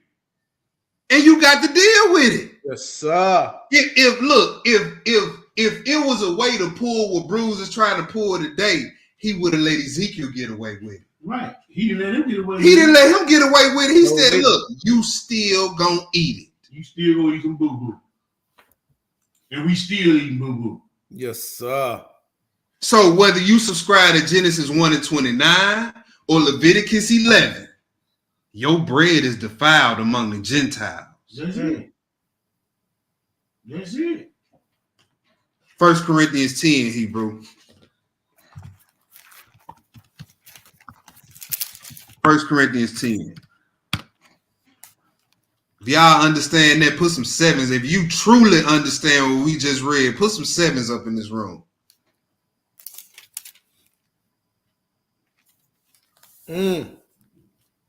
It's hard to get around that, Doc. Yeah, we not finna be up in this class debating about no chicken and turkey. Before these heathens had power to do that to the chicken and turkey, it was already sanctified. Yes, sir. A door that the Most High opened can't no man close. That's right. He opened the door for chicken to be considered clean. Can't no heathen close that by switching the diet of the chicken. Come on, man. Like, who y'all think the Most High is? He told you your bread gonna be defiled. You think you gonna run across some new information in your captivity that give you all undefiled products? Stop it. it ain't gonna be enough. You ain't gonna be able to do enough research in this life to outsmart the Most High. Come on, brother. Yes, sir. Come on, brother. He said, "You gonna eat it. You gonna eat it. You gonna eat it." Well, Lord, I ain't never ate nothing undefiled. Well, use cow dung, but you still gonna eat it. That's it. 1 Corinthians 10, Hebrew. Let's get it. Verse 1. Yes, sir. All right. Moreover, brethren, I would not have ye should be ignorant, how that all our fathers were under the cloud, and all passed through the sea, and were all baptized unto Moses in the cloud and in the sea, and did all eat the same spiritual meat, and did all drink the same spiritual drink. For they drank of that spiritual rock that followed them, and that rock was Hamashiach. But with many of them Elohim was not well pleased, for they were overthrown in the wilderness. Now these things were our examples, to the intent that we should not lust after evil things, as they also lusted. Neither be you idolaters. He said, neither be ye idolaters. Right? So this is Paul. He banging law. The law's still in effect to Paul, because thou should not be an idol worshiper is a commandment, right? Yes, sir. So he telling the church at Corinth, be ye not idolaters. Now go on to read. As were some of them, Uh-huh. as it is written, the people sat down to eat and drink and rose up to play. All right, so Neither you let can, us forget. hey, you ain't necessarily got to bow down the knee to be an idolater. That's right. That's You can right. be partaking of the food and the drink that come along with the idolatrous feast. Right. Yes, sir. All right, go ahead, verse 8. Neither let us commit fornication, as some of them committed, and fell in one day 23,000. Neither let us tempt Hamashiach, as some of them also tempted, and were destroyed of serpents. Neither murmur ye, as some of them also murmured, and were destroyed of the destroyer. Now all these things happen to them for examples, and they are written for our admonition, upon whom the ends of the world are come. Wherefore let us that think it he standeth take heed lest he fall. There hath no temptation taken you by such as is common to man, but Elohim is faithful, who will not suffer you to be tempted above that ye are able, but will with temptation also make a way to escape, that ye may be able to bear it. So what is Paul getting at? It's about to unfold. Let's get it, Hebrew. Let's see what Paul getting at, Hebrew. Go ahead. Wherefore, my dearly beloved, flee from idolatry. Oh, so Paul, he's telling you to run from idolatry. All right. Yes, sir. Run from it. All right. Go ahead, Hebrew. I speak as to wise men. Judge ye what I say. The cup of blessing which we bless, is it not the communion of the blood of Hamashiach? The bread which we break, is it not the communion of the body of Hamashiach? For we being many are one bread and one body, for we are all partakers of that one bread. Behold, Israel after the flesh, are not they which eat of the sacrifices partakers of the altar? You see that? So that's the rule of thumb. You see that? He said, behold, Israel after the flesh. He talking about the priest.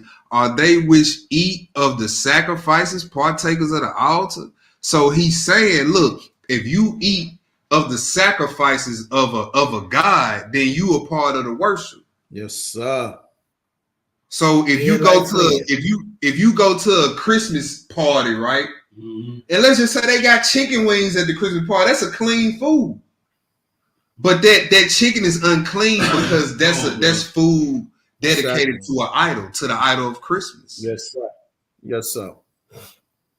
You see, that's why he made the comment early in the chapter, for a man that think he's standeth, he need to reconsider.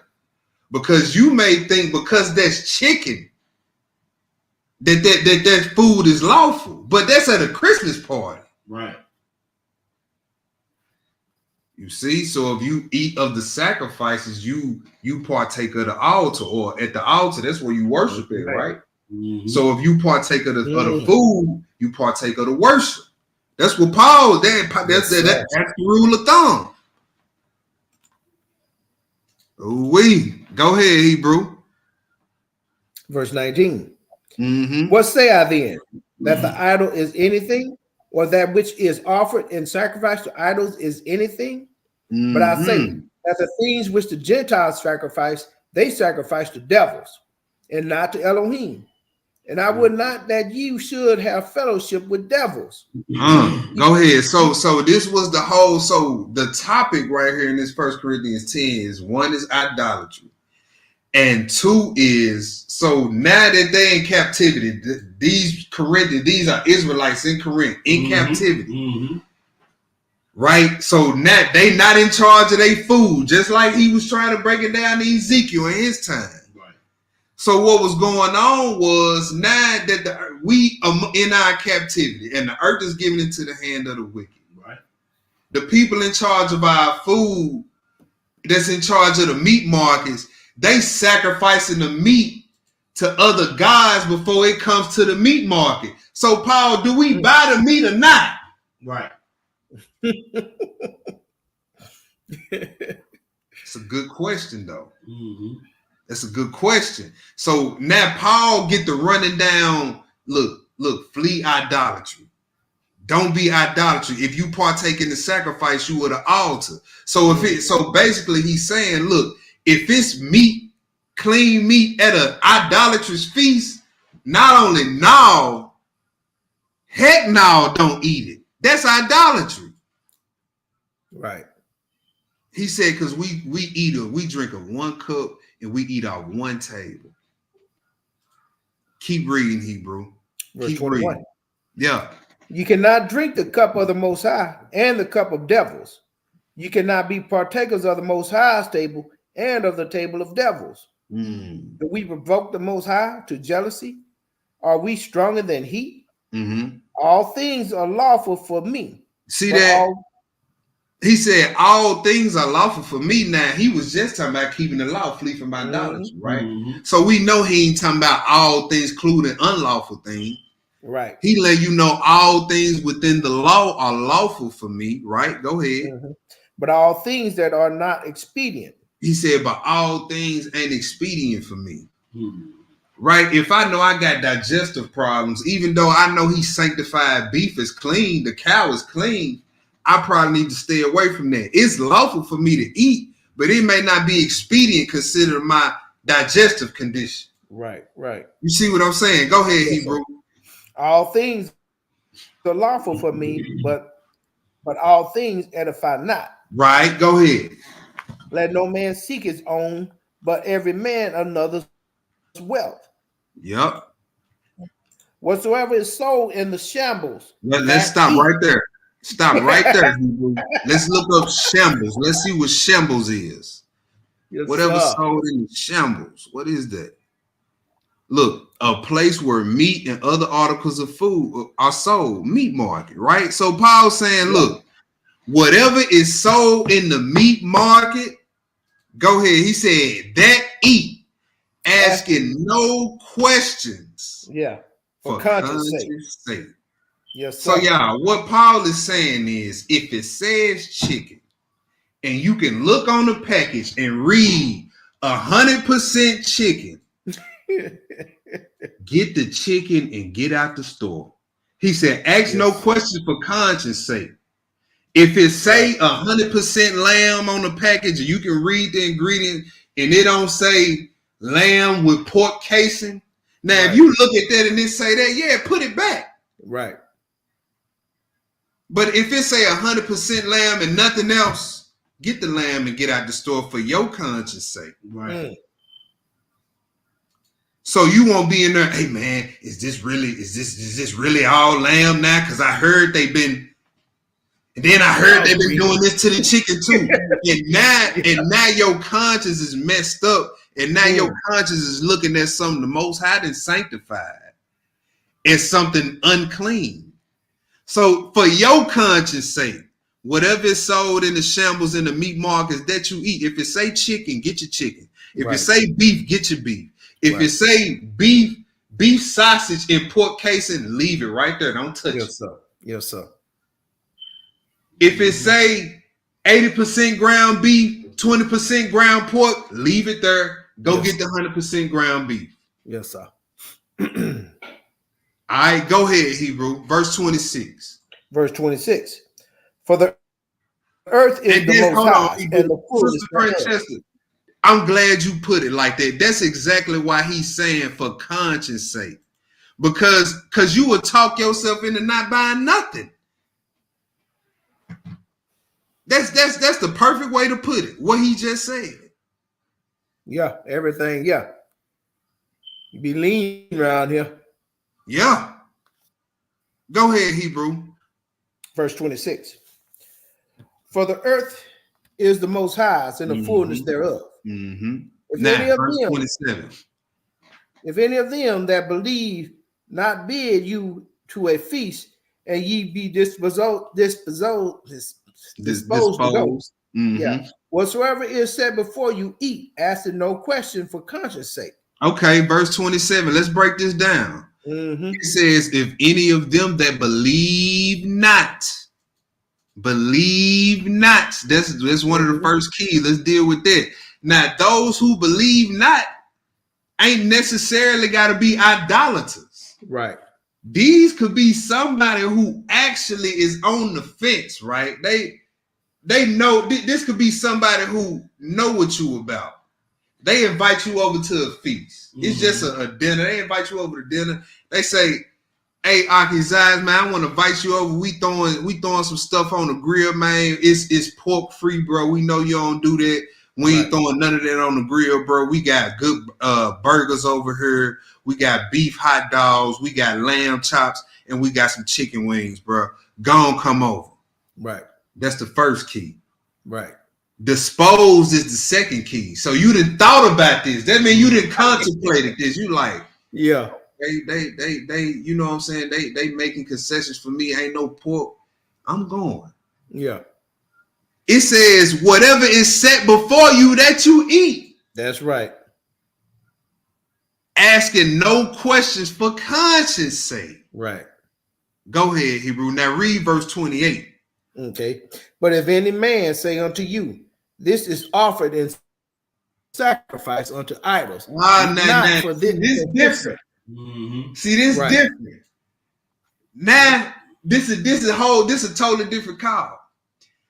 Aki's eyes, man, come over here, man. We ain't calling it a Christmas party. It's just a little wintertime get together, man. We got everybody over here, man. Go on, come over here, man. We got chicken wings and then you get over there. It's people in there with Santa Claus hats on. Right. Christmas tree up. Now they got all clean food over there, but guess what, y'all? It's an idolatrous feast. Yes, sir. So that chicken is unclean. Do that make sense to y'all? If it's going over y'all head, be honest in the chat. Say, IT, I don't get it. But if y'all understand it, brother, put some sevens in the room. This is how we deal with the dietary law in captivity. Yes, sir. If y'all understand this, put some sevens in the room. If you don't, say, IT, I need further clarity on that.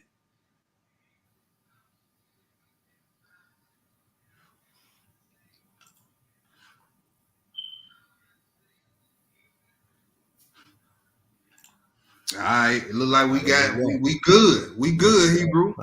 Let's ain't hanging in there, man. All praise to the Most High, family. Man, let's go to I'm gonna make this the last spot, Hebrew. Y'all only cut two. I'm sorry. I'm gonna have to.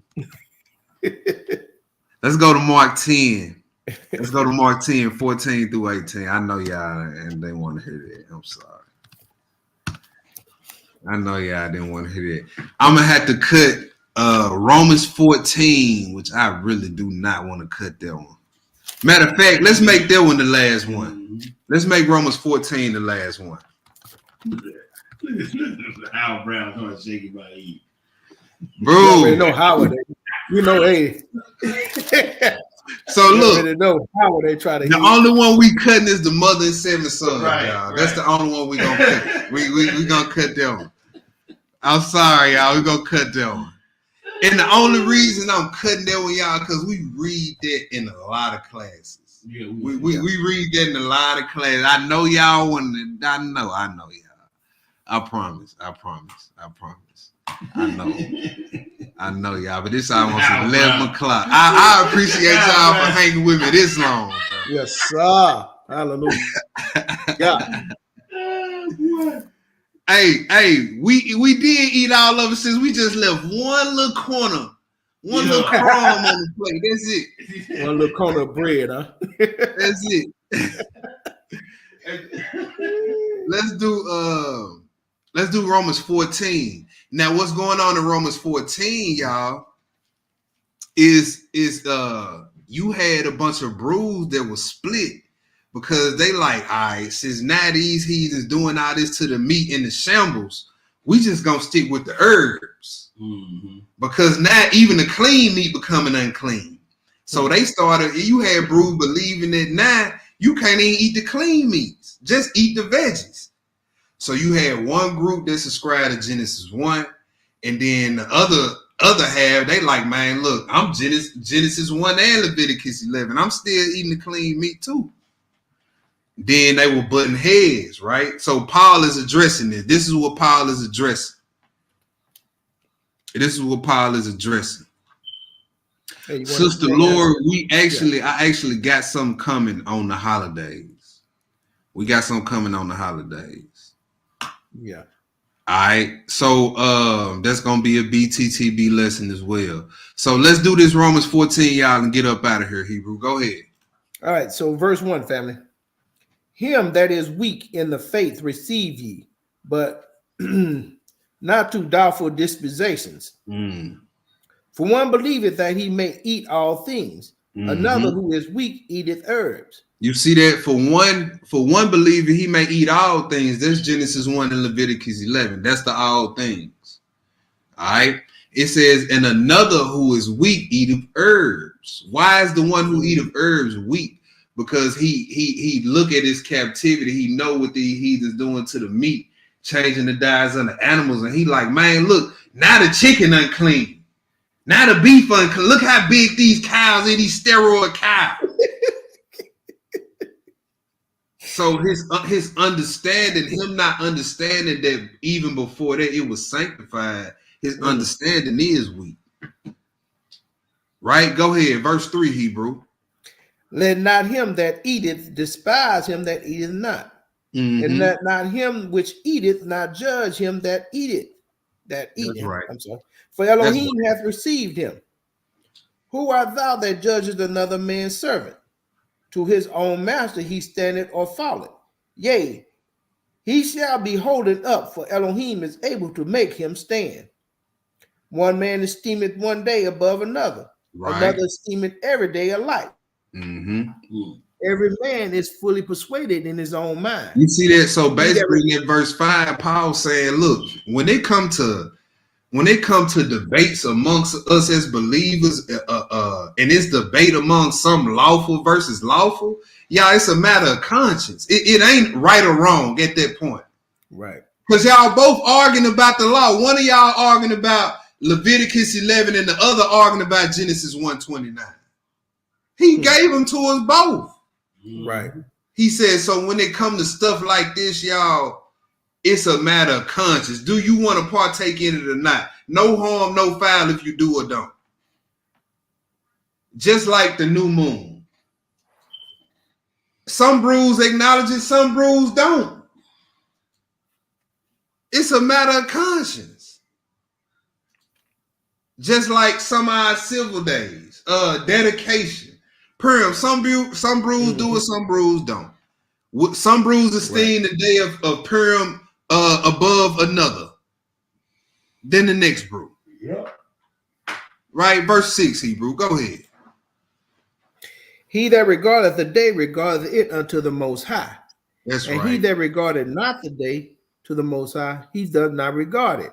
You see that? So this ain't talking about just anything. This ain't talking about birthdays. Right.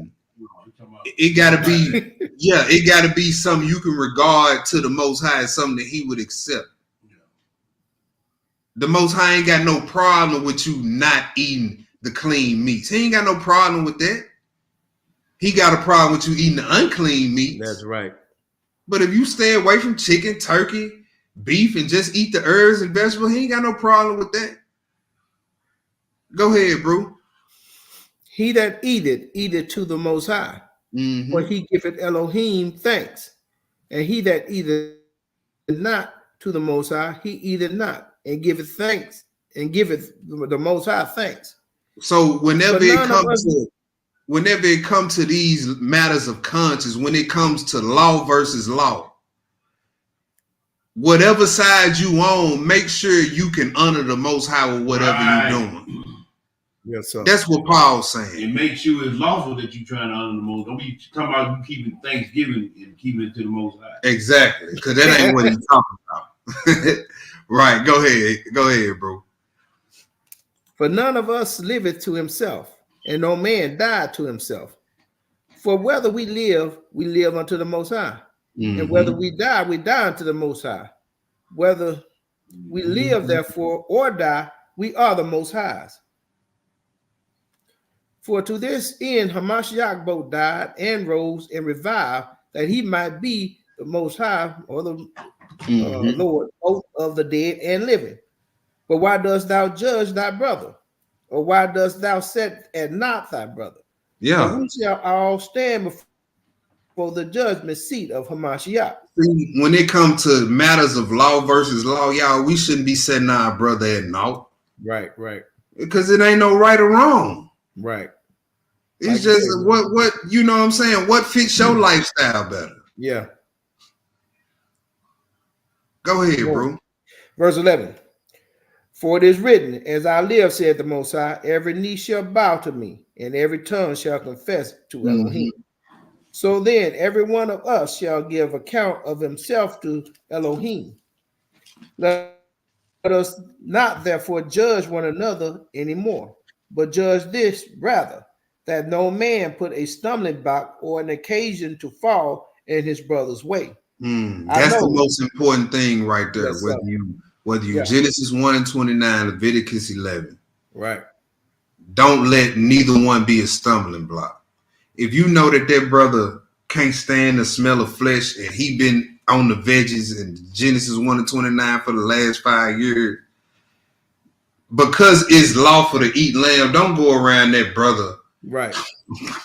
I eat this lamb. I don't give a damn who don't like it. Right. And just because you've been on the herbs, don't you be turning your nose up at your brother that still want to partake in the lawful meat. Right. That's when, you know what I'm saying, what we doing started to become a stumbling block. That's when we start setting each other at naught. Go ahead. Verse 14. I know and am persuaded by the Most High, or the power of Yeshua, that there is nothing unclean of itself. But to him that esteemeth anything to be unclean, to him it is unclean. But if thy brother be grieved with thy meat, now walkest thou not charitable? Wait a minute. Okay, yeah. Walkest thou not charitably, destroy not him with thy meat, whom Hamashiach died. Let not then your good be evil spoken of. You see that? Don't let your good be evil spoken of. Go ahead, Hebrew. For the kingdom of Elohim is not meat and drink, but righteousness and peace and joy in the Ruach HaKodesh. For he that in these things serveth Hamashiach is acceptable to Elohim and approved of men. Let us therefore follow after the things which make for peace, and things wherewith one may edify another. That's right. For meat destroyed not the works of Elohim. All things indeed are pure, but it is evil for that man who eateth with offense. It is good neither to eat flesh, nor drink wine, nor anything whereby thy brother stumbleth, or is offended, or is made weak. That's right. Hast thou faith? Have it to thyself before Elohim.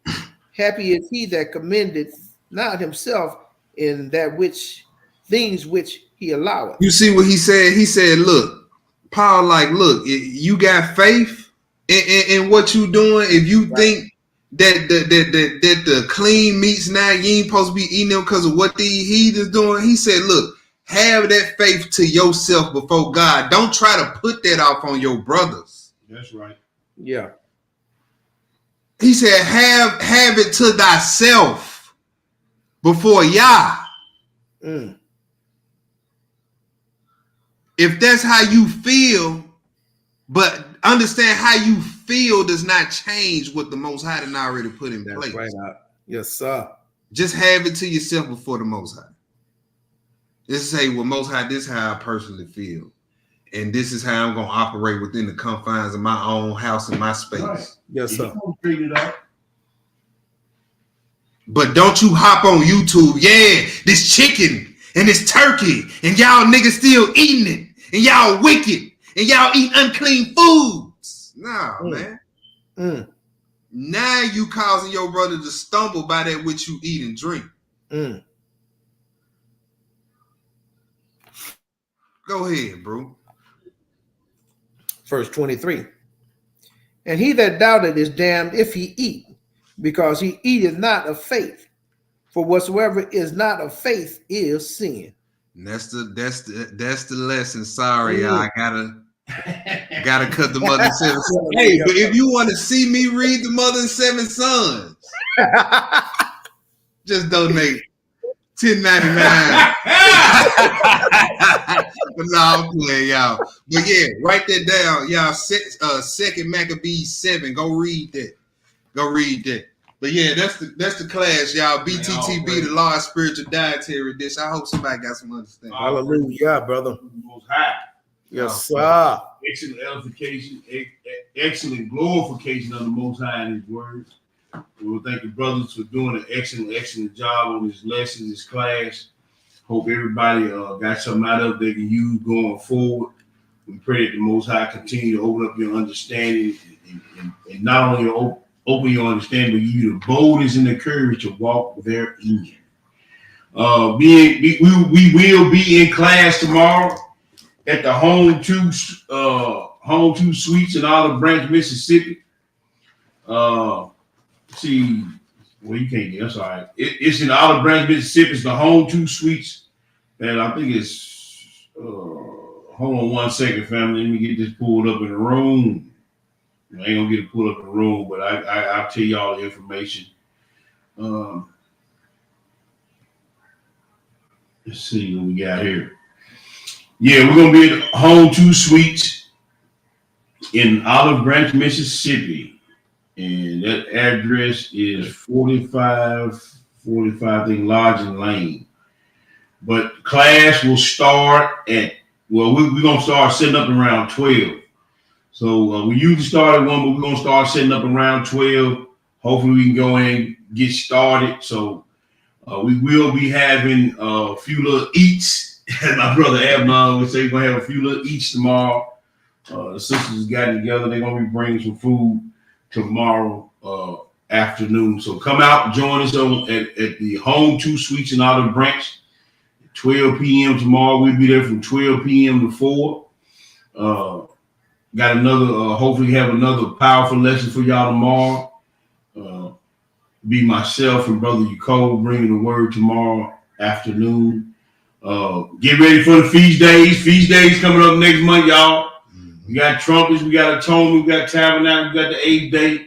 If you plan on being down here for the feast day, I know I talked to my brother Emnon. He already got some people already committed to coming down. I talked to D-Ro and his grid. They're going to be coming down. If you plan on coming down for the feast day, let us know. Try to hook y'all up best we can. Y'all, we going to receive y'all in love. We're going to honor y'all commitment to keeping the Most High's feast days and y'all desire to be around y'all family. So if you're coming down, let us know. Make sure we have plenty of accommodations and food and everything for everybody that's going to be coming down. We ain't got but just next month, and they'll be on top of us. So once again, I want to thank y'all for tuning in. And with that, I'm going to hand it back to the brothers. Any last comments? Y'all got anything else? No, man, stay tuned. Stay tuned, y'all. We ain't stopping. We ain't nowhere near done. We just getting started. Stay tuned. Zai, what you got? Oh, nothing, man. Hey, man, Shabbat Shalom, family. Love y'all, man. Looking forward to seeing all the family coming in, for the feast or whatever.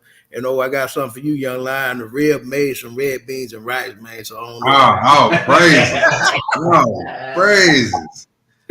Hallelujah. Yes, sir. All praise. All praise. Honor and great glory is unto our power. The power of Abraham, the power of Isaac, and the power of our daddy Jacob. Yes, sir. To our brothers and sisters in the faith, as always, we salute you. We're going to holler at y'all on the other side. Peace and shalom. Shabbat shalom. All right, bro. You want some of them red beans and rice? No, bro. Let me end this string.